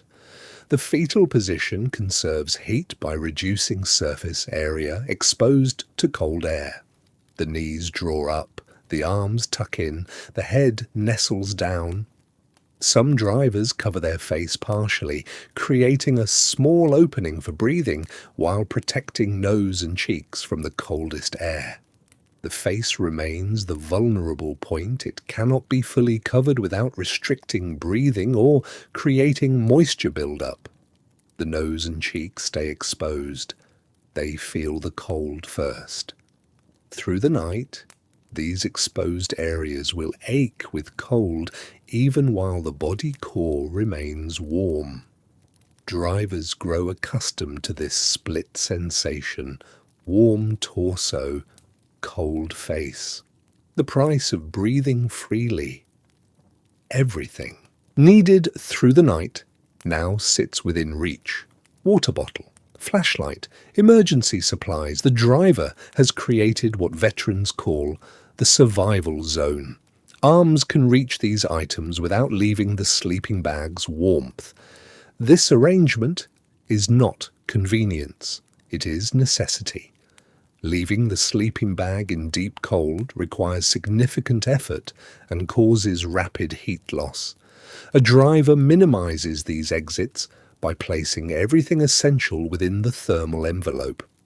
The clothing strategy, the layered bags, the curled position, the arranged supplies, all of it combines into a system. Not a single solution, but an integrated approach to the problem of sleeping at 40 below. Each element supports the others. The dry clothing prevents moisture accumulation. The sleeping bag creates the thermal barrier. The position conserves heat. The accessible supplies prevent unnecessary exposure. Dressed this way, arranged this way, a driver can survive the night. Not in comfort, not in the deep warmth of a heated house, but in sufficient warmth to sleep, to rest, to recover enough to drive again when morning comes.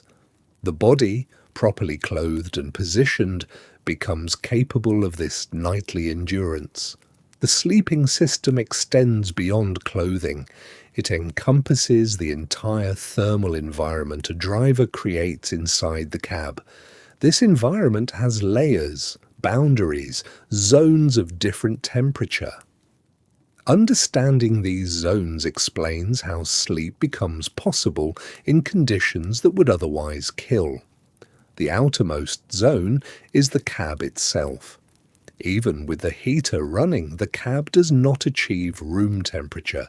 It might reach 50 degrees Fahrenheit, perhaps 60 on a good night with a strong heater and moderate outside conditions. But at -40 outside, maintaining even this modest warmth requires continuous fuel consumption and mechanical effort. The cab represents the first barrier against the lethal cold outside. It is not warm, it is merely less cold. Inside the cab sits the bunk area. This smaller space benefits from its position. The driver's body heat accumulates here. The heater vent often directs flow toward this area. The curtain that separates the bunk from the cab's front section traps this slightly warmer air. The bunk area might be 5 or 10 degrees warmer than the cab overall. Still not warm by normal standards, but warmer than the space beyond the curtain. Inside the bunk area lies the bed itself. The mattress provides some insulation from the cold wall behind it. The regular bedding, sheets, blankets, creates the next layer. These conventional items add comfort and familiarity. They also provide additional insulation, though not enough by themselves for extreme cold. Within this regular bedding sits the extreme cold sleeping bag. This bag creates the critical thermal boundary. Its thick insulation, synthetic fibers or down, trapped between inner and outer shells, dramatically reduces heat loss. The bag's design minimizes air circulation. Heat generated by the body accumulates inside rather than escaping. The bag's hood can be drawn tight, leaving only a small opening for the face. Every feature serves heat retention. Inside the sleeping bag, the driver's body generates warmth. A resting adult produces heat continuously, roughly 100 watts, like an incandescent light bulb. This heat, if retained, can maintain core temperature even in bitter cold. The sleeping bag's purpose is retention. It captures the body's heat production and holds it close. The system works through trapped air. Air itself is an excellent insulator when still. Moving air strips heat away. Still air preserves it. Each layer of the sleeping system, cab walls, bunk curtain, blankets, sleeping bag, creates pockets of still air. These pockets form barriers. Heat must conduct through each barrier to escape. This journey takes time. The heat remains with the body long enough to maintain survivable temperature, but the system has limits. The face must remain partially exposed for breathing. This exposure creates constant heat loss. Cold air enters the lungs with each breath. Body heat warms this air. The warmed air exits. This cycle continuously drains warmth from the core. The nose and cheeks, exposed to cold air, ache and redden. They cannot be protected without suffocation risk. The extremities also challenge the system. Fingers and toes far from the body's core receive less blood flow during rest. The body prioritizes the core. Organs, heart, lungs, brain. Blood flow to hands and feet decreases. These areas cool even inside the sleeping bag. Many drivers report cold feet through the night, despite multiple sock layers. The body accepts this. Cold feet are uncomfortable but not immediately dangerous. The core stays warm. The sleeping bag's rating indicates its theoretical limit. A bag rated to -40 degrees Fahrenheit should maintain warmth at that temperature. But ratings assume ideal conditions. They assume the person enters the bag already warm. They assume dry insulation. They assume adequate food for metabolic heat production. They assume still air and no wind penetrating the shelter. On the ice roads, these assumptions may not hold. Wind rocks the truck. Moisture accumulates from breathing. Exhaustion reduces metabolic rate. The driver cannot rely solely on the rating. Experience teaches drivers to add buffer. A -40 rated bag for -20 nights. A -60 bag for -40 conditions. This margin accounts for reality's deviations from laboratory testing. It accounts for exhaustion, moisture, wind, and the long hours between sundown and dawn. The sleeping position matters to the system's function. A curled position keeps the sleeping bag's air volume small, less air to heat, faster warming, more efficient retention. A stretched out position creates more airspace inside the bag. This space must be heated by the body. It takes longer. It requires more energy. Drivers learn to sleep curled, even if they normally prefer other positions. The bag must seal at the neck. Cold air must not enter the bag's interior. Most extreme cold bags have draft collars, insulated tubes that cinch around the neck and shoulders. The driver pulls this tight before sleep. It feels restrictive, slightly claustrophobic, but it prevents the chimney effect. Warm air rising and escaping from the top of the bag while cold air flows in from below. Some drivers use a liner inside the sleeping bag. This thin fabric layer adds marginal insulation. More importantly, it absorbs the moisture from sleeping. The liner can be dried or changed. The sleeping bag itself stays drier. Damp insulation loses effectiveness. Keeping the bag dry preserves its insulating ability over many nights. The system requires monitoring through the night. The heater's sound indicates its function. If the sound changes or stops, the driver must wake and investigate. The body's sensations provide data. Cold feet are normal. Shivering is not. A cold nose is expected. Numb fingers suggest system failure. The driver maintains partial awareness even in sleep, listening and feeling for signs that the thermal system has degraded beyond safe limits. This sleeping system, layered, insulated, carefully arranged, allows survival through the darkest hours. It is not comfort. It is not the deep, warm, oblivious sleep of a safe bedroom. It is managed cold, controlled exposure, sufficient warmth to prevent harm while conserving fuel and maintaining equipment. The driver exists in a narrow zone between freezing and genuine warmth, sustained through the long night by insulation, body heat, and a small heater working ceaselessly against the surrounding cold. The transition into sleep happens gradually at -40 degrees. It is not the swift descent into unconsciousness that comes in a warm bedroom. It is something slower, more cautious, the body releasing its grip on waking awareness 1 degree at a time while maintaining a thread of vigilance that never fully disappears. The heater runs in steady cycles. 3 minutes of operation, 2 minutes of silence, 3 minutes again. The rhythm becomes a pulse, a mechanical heartbeat that measures time in the darkness. The deepest stages of sleep come rarely or not at all. Those periods when the brain goes nearly silent and the body performs its most fundamental restoration work. Instead, consciousness hovers in lighter zones, the regions where external sounds can penetrate, where temperature changes register, where the sleeping mind maintains enough connection to surroundings to recognize threats. This is not poor sleep. It is appropriate sleep for the circumstances, the brain choosing vigilance over vulnerability. Waking happens frequently, not full waking that requires action, but brief surfacing moments when awareness checks conditions and then permits return to rest. The heater's absence registers, consciousness rises just enough to confirm it will cycle back on. It does.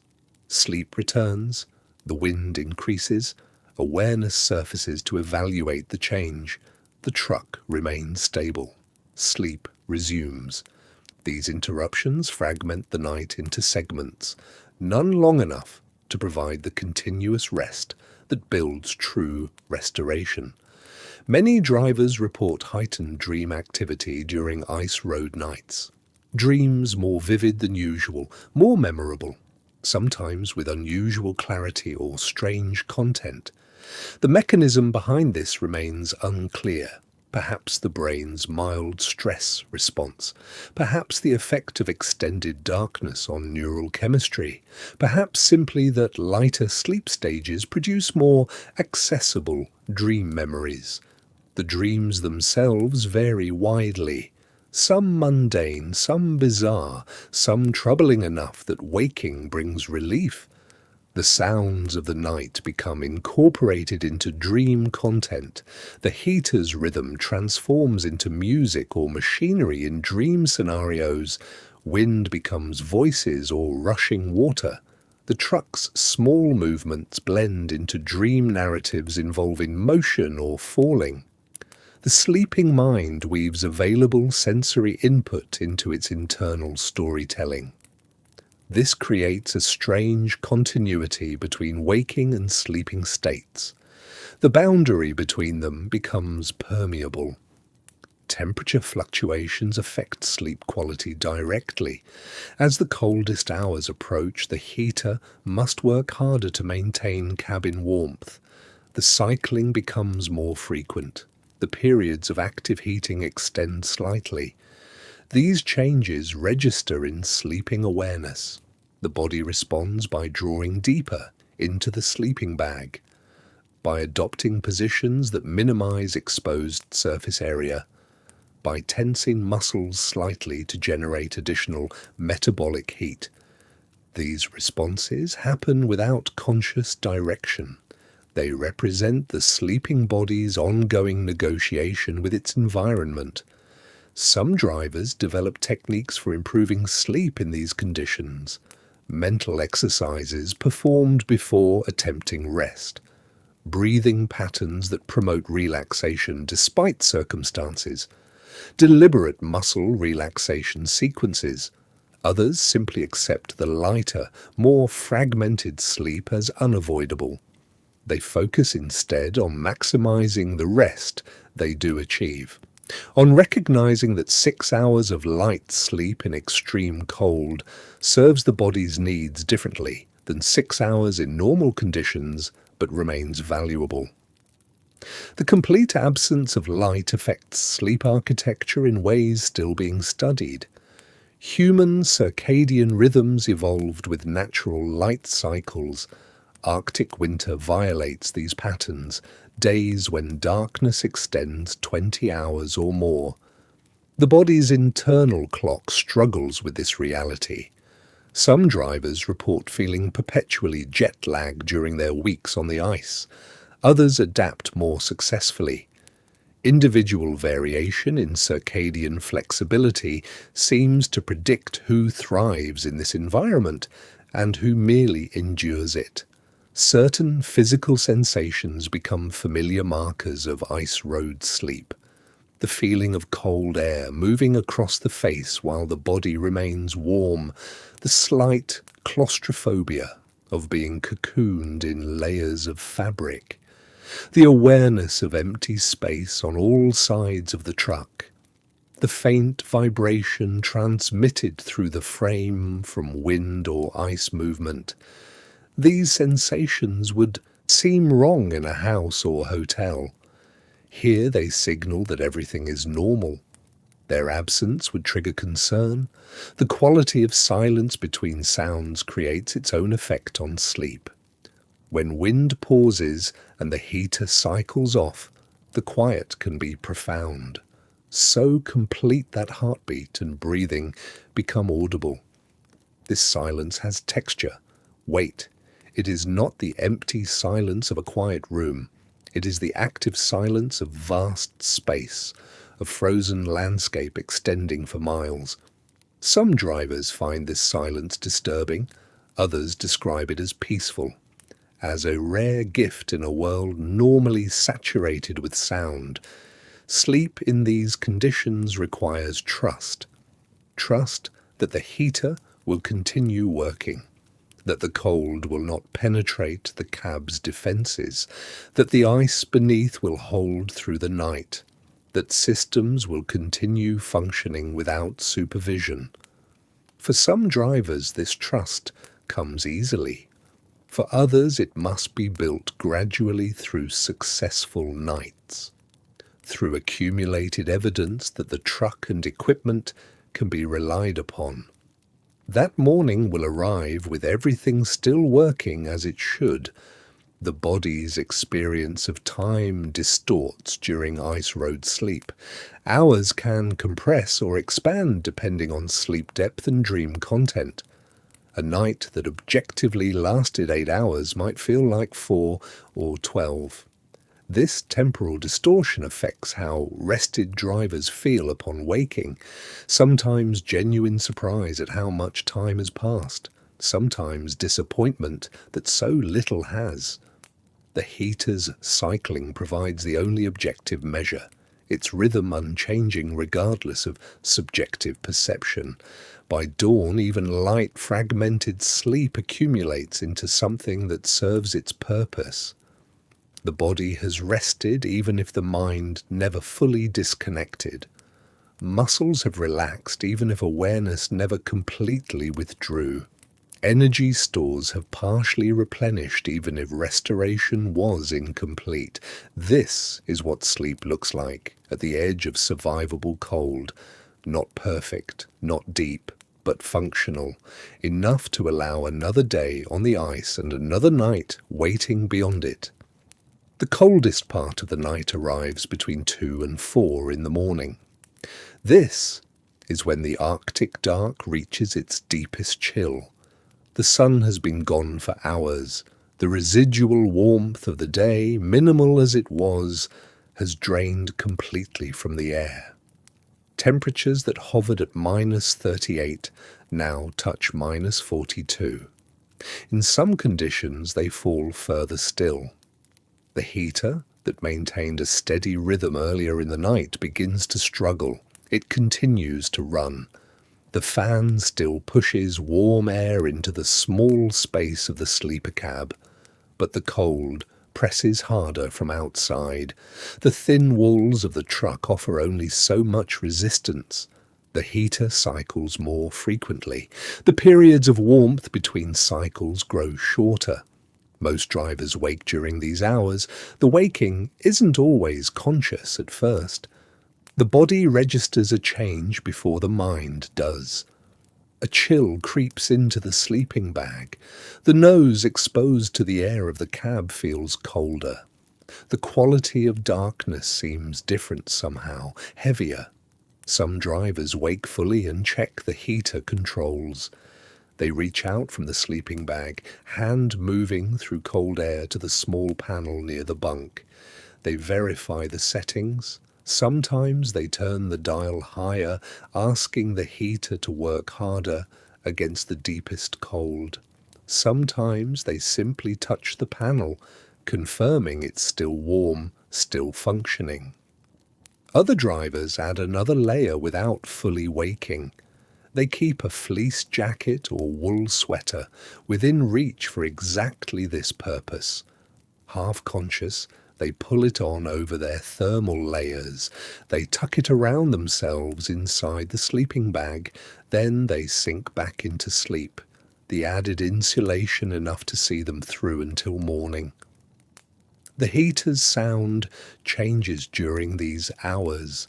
The fan runs longer before shutting off. The ignition clicks more often as the system works to maintain temperature. Some drivers describe a subtle labouring in the rhythm, as if the small device is pushing against resistance. The sound becomes part of the sleep experience, a background pulse that must continue. When a driver lies awake during this period, the cold feels present in a way it doesn't at other times. It presses against the windows. It seeps through the door seals.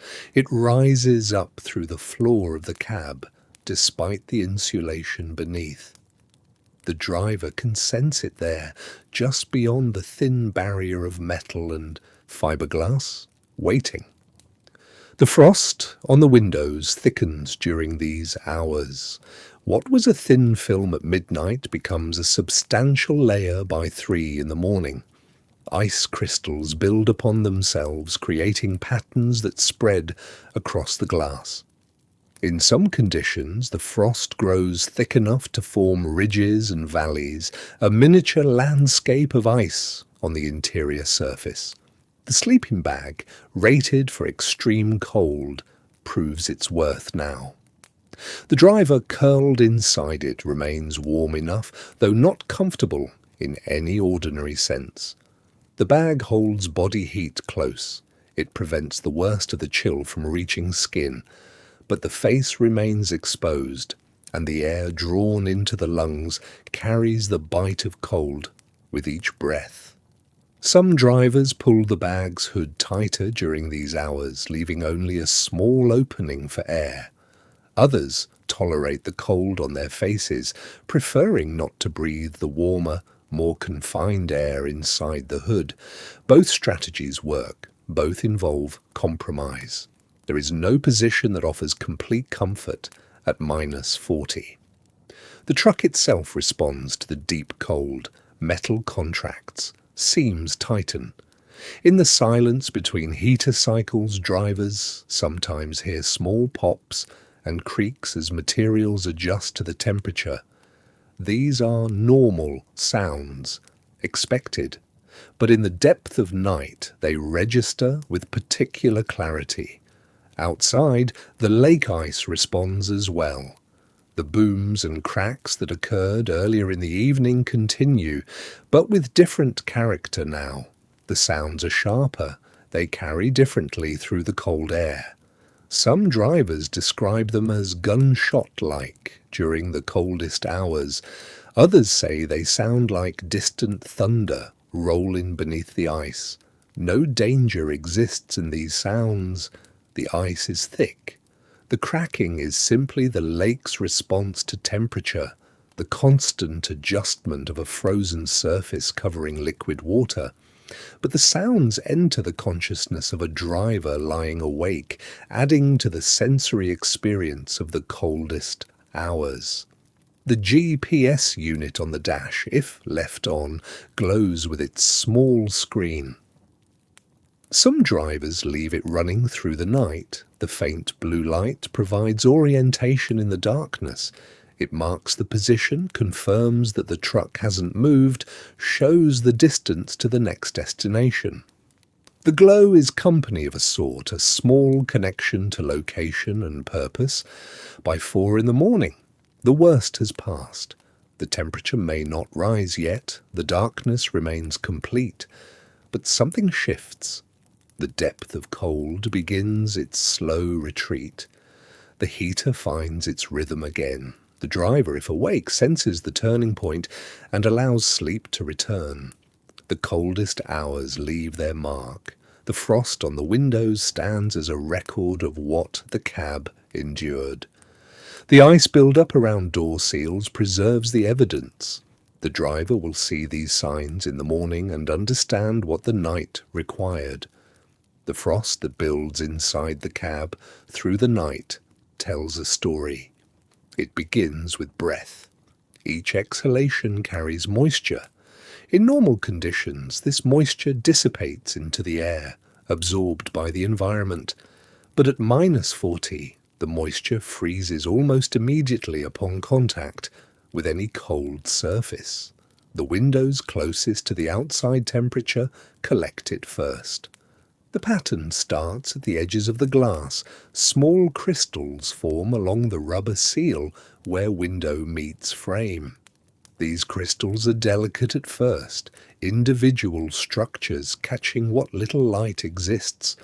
As the night progresses, they grow. New crystals build upon earlier ones.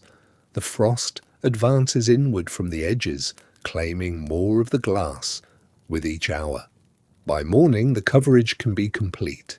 Some drivers wake to find their windows entirely obscured by frost. The outside world disappears behind a white opacity. Light, when it comes, filters through diffused and soft. The effect is like being sealed inside something, the truck cab transformed into a crystalline chamber. The frost isn't uniform across all surfaces. The windshield, larger and more exposed, develops the thickest accumulation. The side windows show less build-up, particularly on the leeward side away from prevailing wind. The small sleeping compartment window often becomes completely frosted, its surface closest to where the driver's warm breath rises through the night. The patterns themselves vary. On some nights, the frost forms in feather-like structures, delicate branches spreading across the glass. These patterns, called fern frost, create intricate designs that would be beautiful if they weren't evidence of how cold the night became. On other nights, the frost appears more granular, a thick white coating without defined structure. The thickness of frost provides information. A light film means the heater maintained relatively good control of cab temperature. A heavy accumulation requiring scraping to see out indicates the heater struggled against severe cold. Drivers read the morning frost the way someone else might read a thermometer. It records what the night demanded. Frost builds on other surfaces too. The interior of the door frame collects ice along its edges, metal surfaces that contact the exterior, hinges, locks, the frame around the sleeper cab entrance, develop their own frozen layer. Condensation from cooking or from simply breathing settles on these surfaces and freezes solid. The floor near the doors shows frost in the morning. Cold sinks. The lowest parts of the cab become the coldest, even with heat rising from the bunk area. Moisture that settled during the evening freezes on the rubber floor mat, creating a thin, slick surface. Drivers must be careful when first stepping down from the bunk, aware that ice has formed beneath their feet. The sleeping bag itself can show frost. The fabric around the opening, where the driver's face remained exposed, sometimes collects a thin coating of ice from repeated breath. The moisture doesn't penetrate the bag's interior. The materials are designed to prevent this, but the outer surface records the exchange between warm breath and cold air that occurred throughout the night. Scraping the interior windows becomes a morning task.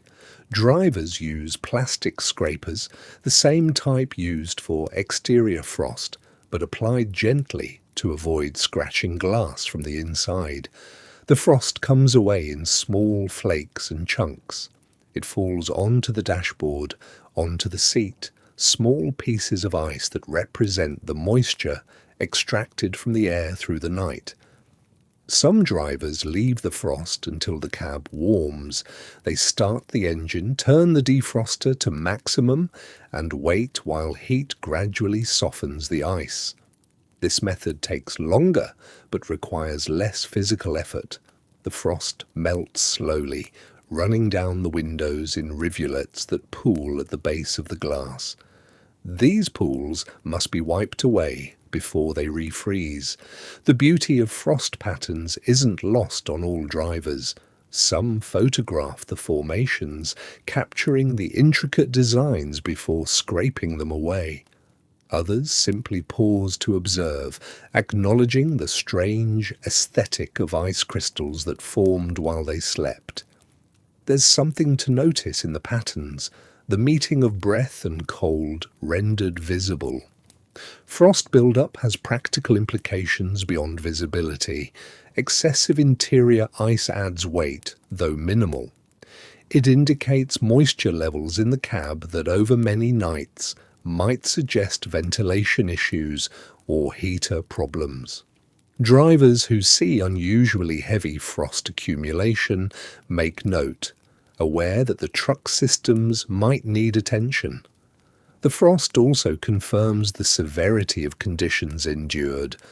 When the inside of the truck looks like the inside of a freezer, the driver gains visceral understanding of what the night involved. The ice on familiar surfaces, the steering wheel rim if left exposed, the gear shift knob, the edges of storage compartments, makes the invisible cold visible and tangible. By mid-morning, all trace of interior frost usually disappears. The cab warms, the ice melts, surfaces dry, the evidence of night vanishes, leaving only memory and perhaps a photograph.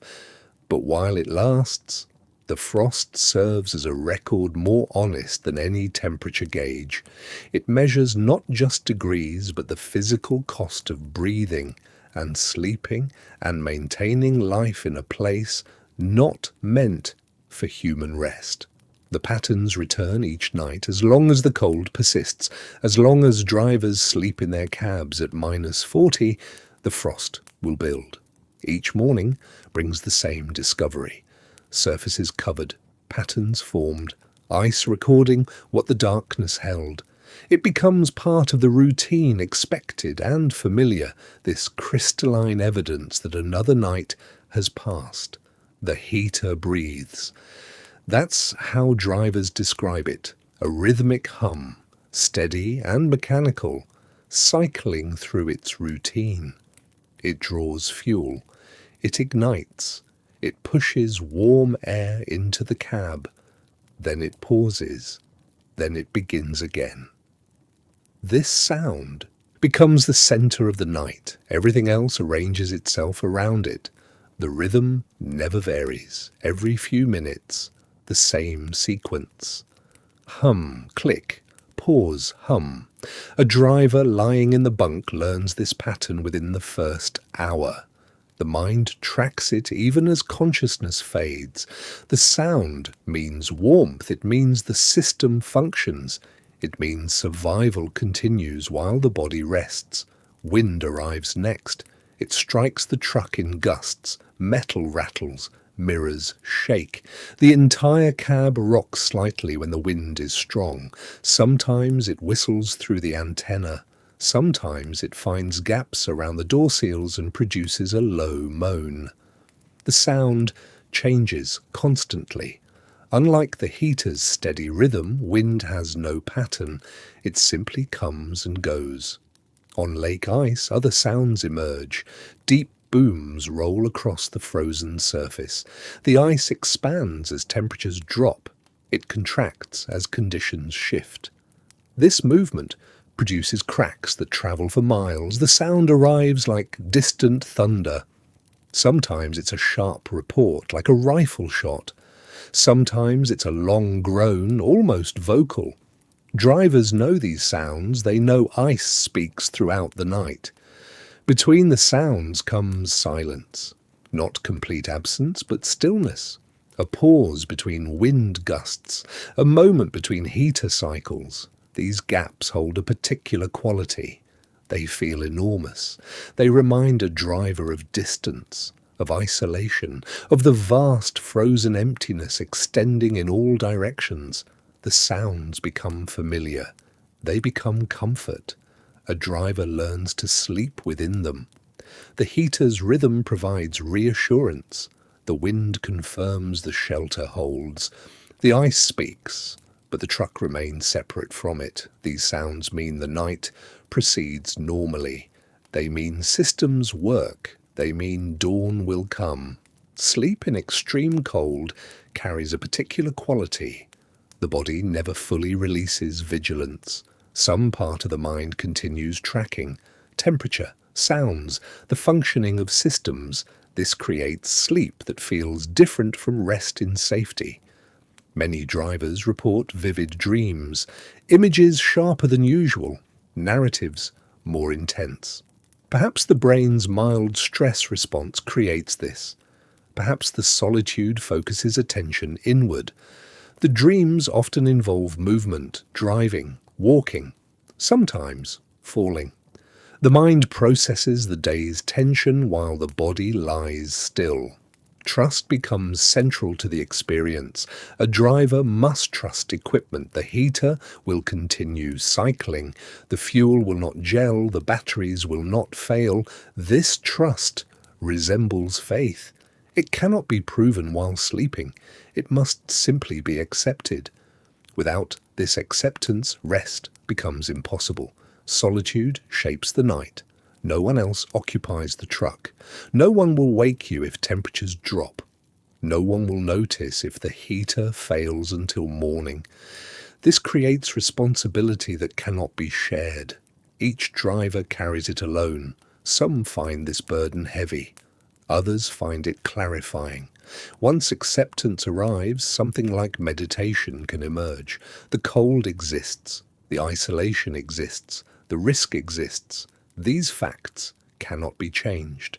A driver who accepts them completely experiences a particular calm, not comfort, but recognition, an understanding that worry serves no purpose. Systems either hold or they don't. Sleep either comes or it doesn't. The night will pass regardless. Morning brings quiet satisfaction. Eyes open, fingers move, toes respond. The heater still hums. Frost covers the windows, but the cab remains warm. Another night survived. This proves competence. It proves preparation was sufficient. It proves the driver's judgment held through darkness. The psychology of sleeping at -40 requires this frame. Not conquest of conditions, not battle against cold. Simply the willingness to trust systems, accept isolation, and surrender consciousness while alone in an environment that would kill an unprepared person within hours.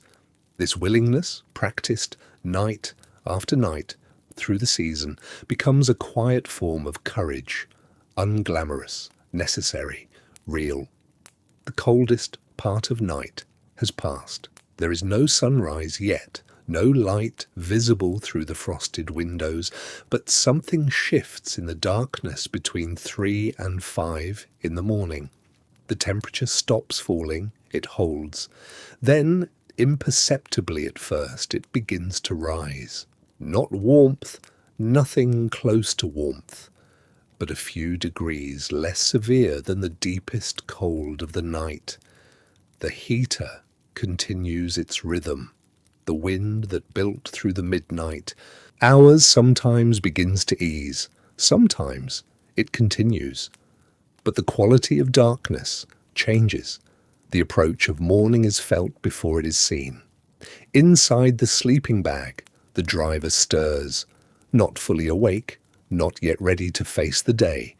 But the unconscious mind that has monitored sounds and temperatures all night begins to register the shift. Sleep becomes lighter. Dreams, if they came, begin to fade. On the windows, frost has continued building through the night. Each breath the driver took added moisture to the air. Each degree of cold outside drew that moisture to the glass. By morning approach, the frost has become thick. It has formed patterns, feathers and ferns of ice that branch across the panes in delicate fractals. This frost is a record. It tells the story of the night in crystalline detail. Where it grew thickest marks where cold penetrated deepest. The blue hour comes slowly. Light exists before the sun appears. The sky shifts from black to deep blue, then to a lighter blue that spreads across the frozen landscape. Through the frost on the windows, this light filters into the cab. It changes the quality of darkness inside from complete to dim. The driver's breathing changes. Consciousness returns in stages. The first sensation is cold air on the face. The driver becomes aware of this before anything else. The exposed skin of forehead, cheeks, nose has cooled through the night, despite the heater's work. The contrast between the warm cocoon of the sleeping bag and the cold air outside it is sharp. The driver does not move yet. Eyes open, vision adjusts to the dim blue light filtering through frosted windows. The interior of the cab is familiar but transformed. Every surface that faces the windows bears a layer of frost. The patterns catch what little light exists and seem to glow faintly. The heater is running. Its sound provides reassurance. The truck is intact. Systems functioned through the night. The driver listens to the wind. Its pitch and volume tell the story of conditions outside. A steady roar means the same weather continues. A quieter morning means the wind has dropped. These sounds inform what the day will require. First movements are small, fingers flex inside the sleeping bag, toes curl and stretch. The driver is checking sensation, making certain that all extremities maintain circulation through the night. Feeling returns fully to hands and feet. This is good. This is normal. The psychological challenge arrives now. The sleeping bag holds warmth. The bunk is relatively comfortable. Every instinct argues for staying here. But the day demands action. The engine must be started. The body must be fed. The road waits. The driver sits up slowly. Cold air surrounds the upper body immediately. Breath becomes visible. The transition has begun. Frost on the windows is examined without rising. Its thickness and pattern tell what the temperature reached. Heavy frost means the night was particularly cold. The driver has learned to read these signs. They provide information about what metal and diesel endured during the dark hours. The driver reaches for clothing prepared the night before. Every movement is deliberate. Rushing accomplishes nothing and risks knocking something into an unreachable space. Layers are pulled on while still partly inside the sleeping bag. Core warmth must be preserved. Finally, the driver stands. The full height of the sleeper cab is available now. Balance returns. Blood flows more freely. The body prepares for the work ahead. One more check. Fingers bend. Toes flex. Arms swing. Everything responds. The night has been survived. Morning has arrived. The next phase begins. The engine must start. Everything depends on this moment. A driver lies in the bunk, fully awake now, listening to the wind. The heater still runs. The cab holds warmth. But outside, the truck has spent 8 hours soaking in temperatures that turn metal brittle and diesel to syrup. The first step happens from inside the sleeping bag, turning the key to the accessory position. Not starting yet, just waking the electrical system. The glow plugs begin their work, heating the combustion chambers so diesel can ignite. In normal conditions, this takes seconds. At -40, the wait stretches longer. A driver counts 30 seconds, 60. The longer the glow plugs warm, the better the chance.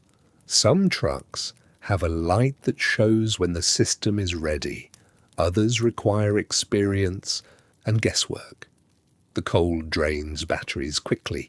Each second of glow plug operation pulls power from cells already weakened by the night. The moment arrives. The driver turns the key to start. The starter motor engages. It sounds different in extreme cold. Slower, more reluctant. The engine turns over once, twice, a cough, then nothing. The driver releases the key, waits, tries again, second attempt. The starter cranks. The engine catches for a moment, then dies. This is common, expected, not yet cause for worry. The driver waits longer this time, lets the glow plugs heat again, checks the battery voltage gauge if the truck has one. Third attempt. The starter turns the engine, a cylinder fires, another. The engine coughs, stumbles, then settles into a rough idle. The sound brings relief that drivers feel in their chest. The engine runs. It does not run smoothly yet. The idle is uneven. The engine shudders. Oil has thickened during the night.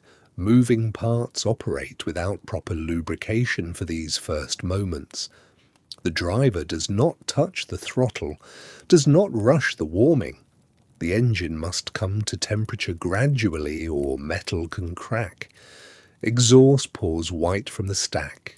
Not smoke, vapor from combustion hitting air so cold that moisture freezes instantly. The driver remains in the bunk while the engine warms. This waiting is necessary. The cab will heat slowly as the engine reaches operating temperature. For now, the bunk heater still does most of the work.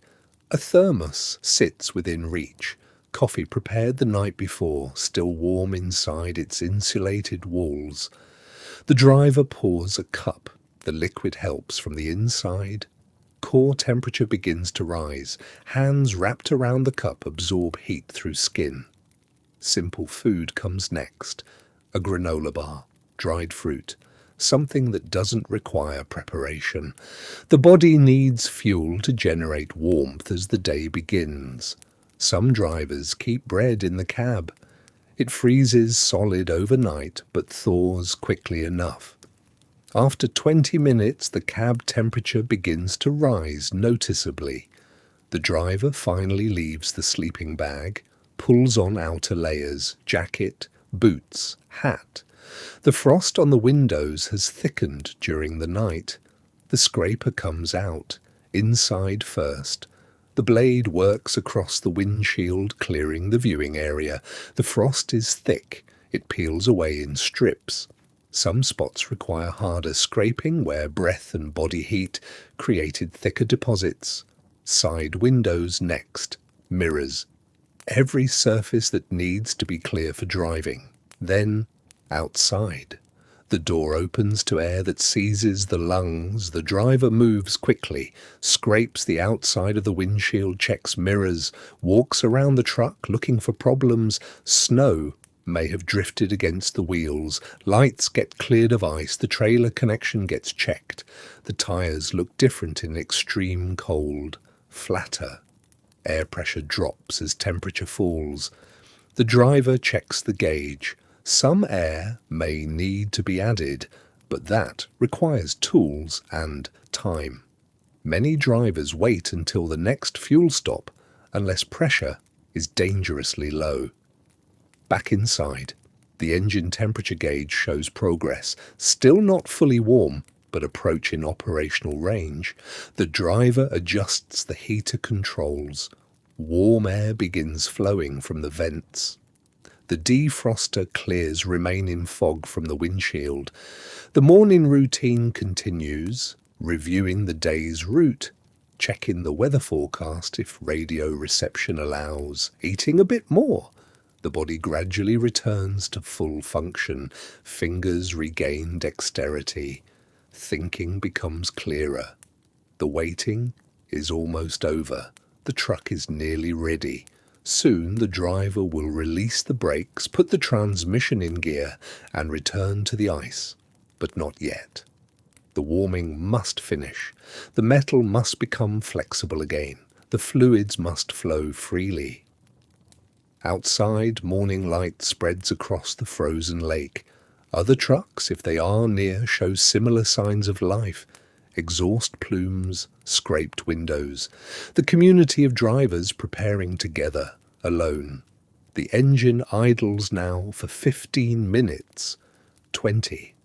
The cab has warmed enough that frost begins melting from the inside of the windshield.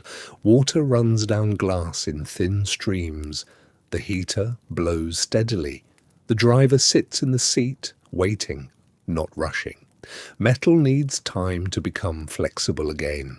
Brake lines, steering components, suspension parts. Everything spent the night at minus 40 degrees Celsius.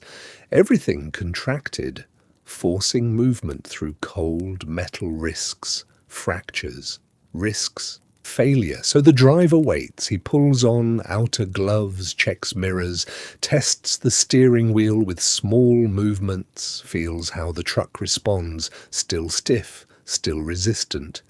He waits longer. Outside, morning light spreads across the lake. The ice road stretches ahead. Other trucks may have passed during the night. Fresh tracks sometimes appear, sometimes not. Either way, the road remains. The ice holds. The engine temperature gauge climbs. Oil pressure stabilizes. The driver shifts into gear. The truck lurches slightly, then settles, then begins to roll. The transition from stillness to motion happens gradually. The truck moves slowly at first, 10 kilometers per hour. 15, the driver feels everything. Listens to everything, any unusual vibration, any new sound. Cold can damage what was sound yesterday. His body continues warming through the first hour of driving. Core temperature rises. Fingers regain full dexterity.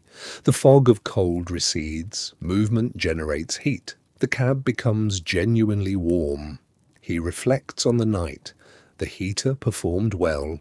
No wake-ups for adjustments. The sleeping bag was sufficient. Next time, perhaps one less layer. Perhaps one more. These small calibrations matter. The cycle will repeat tonight and tomorrow night and the night after. Driving, stopping, surviving darkness, waking, continuing. This understanding shapes everything. Single nights are manageable. The body can endure minus 40 degrees Celsius once, twice. Even a week of extreme cold remains within human capacity. But ice road season lasts 8 weeks, sometimes 10, night after night, cold after cold. The exhaustion accumulates. Drivers must monitor their own condition, recognize when fatigue is building beyond recovery, when cold exposure is creating effects that sleep no longer fully reverses. when judgment begins to suffer. Some signs are physical, persistent cold in extremities even during warm daylight driving. Appetite changes, sleep becoming lighter and less restorative. The body spending energy just maintaining temperature. Other signs are mental. Irritability, difficulty concentrating. Small mistakes that weren't happening in week 2. The mind knows something is depleting. Experienced drivers watch for these markers. They know the season has limits, know their own limits. They calculate not just whether they can complete tonight, but whether they can complete 20 more nights, 30. The financial compensation matches this demand. ICE road truckers earn premium rates. A season's work can equal 6 months of regular trucking income. This makes the exhaustion bearable, makes the cold acceptable, but money doesn't eliminate the toll.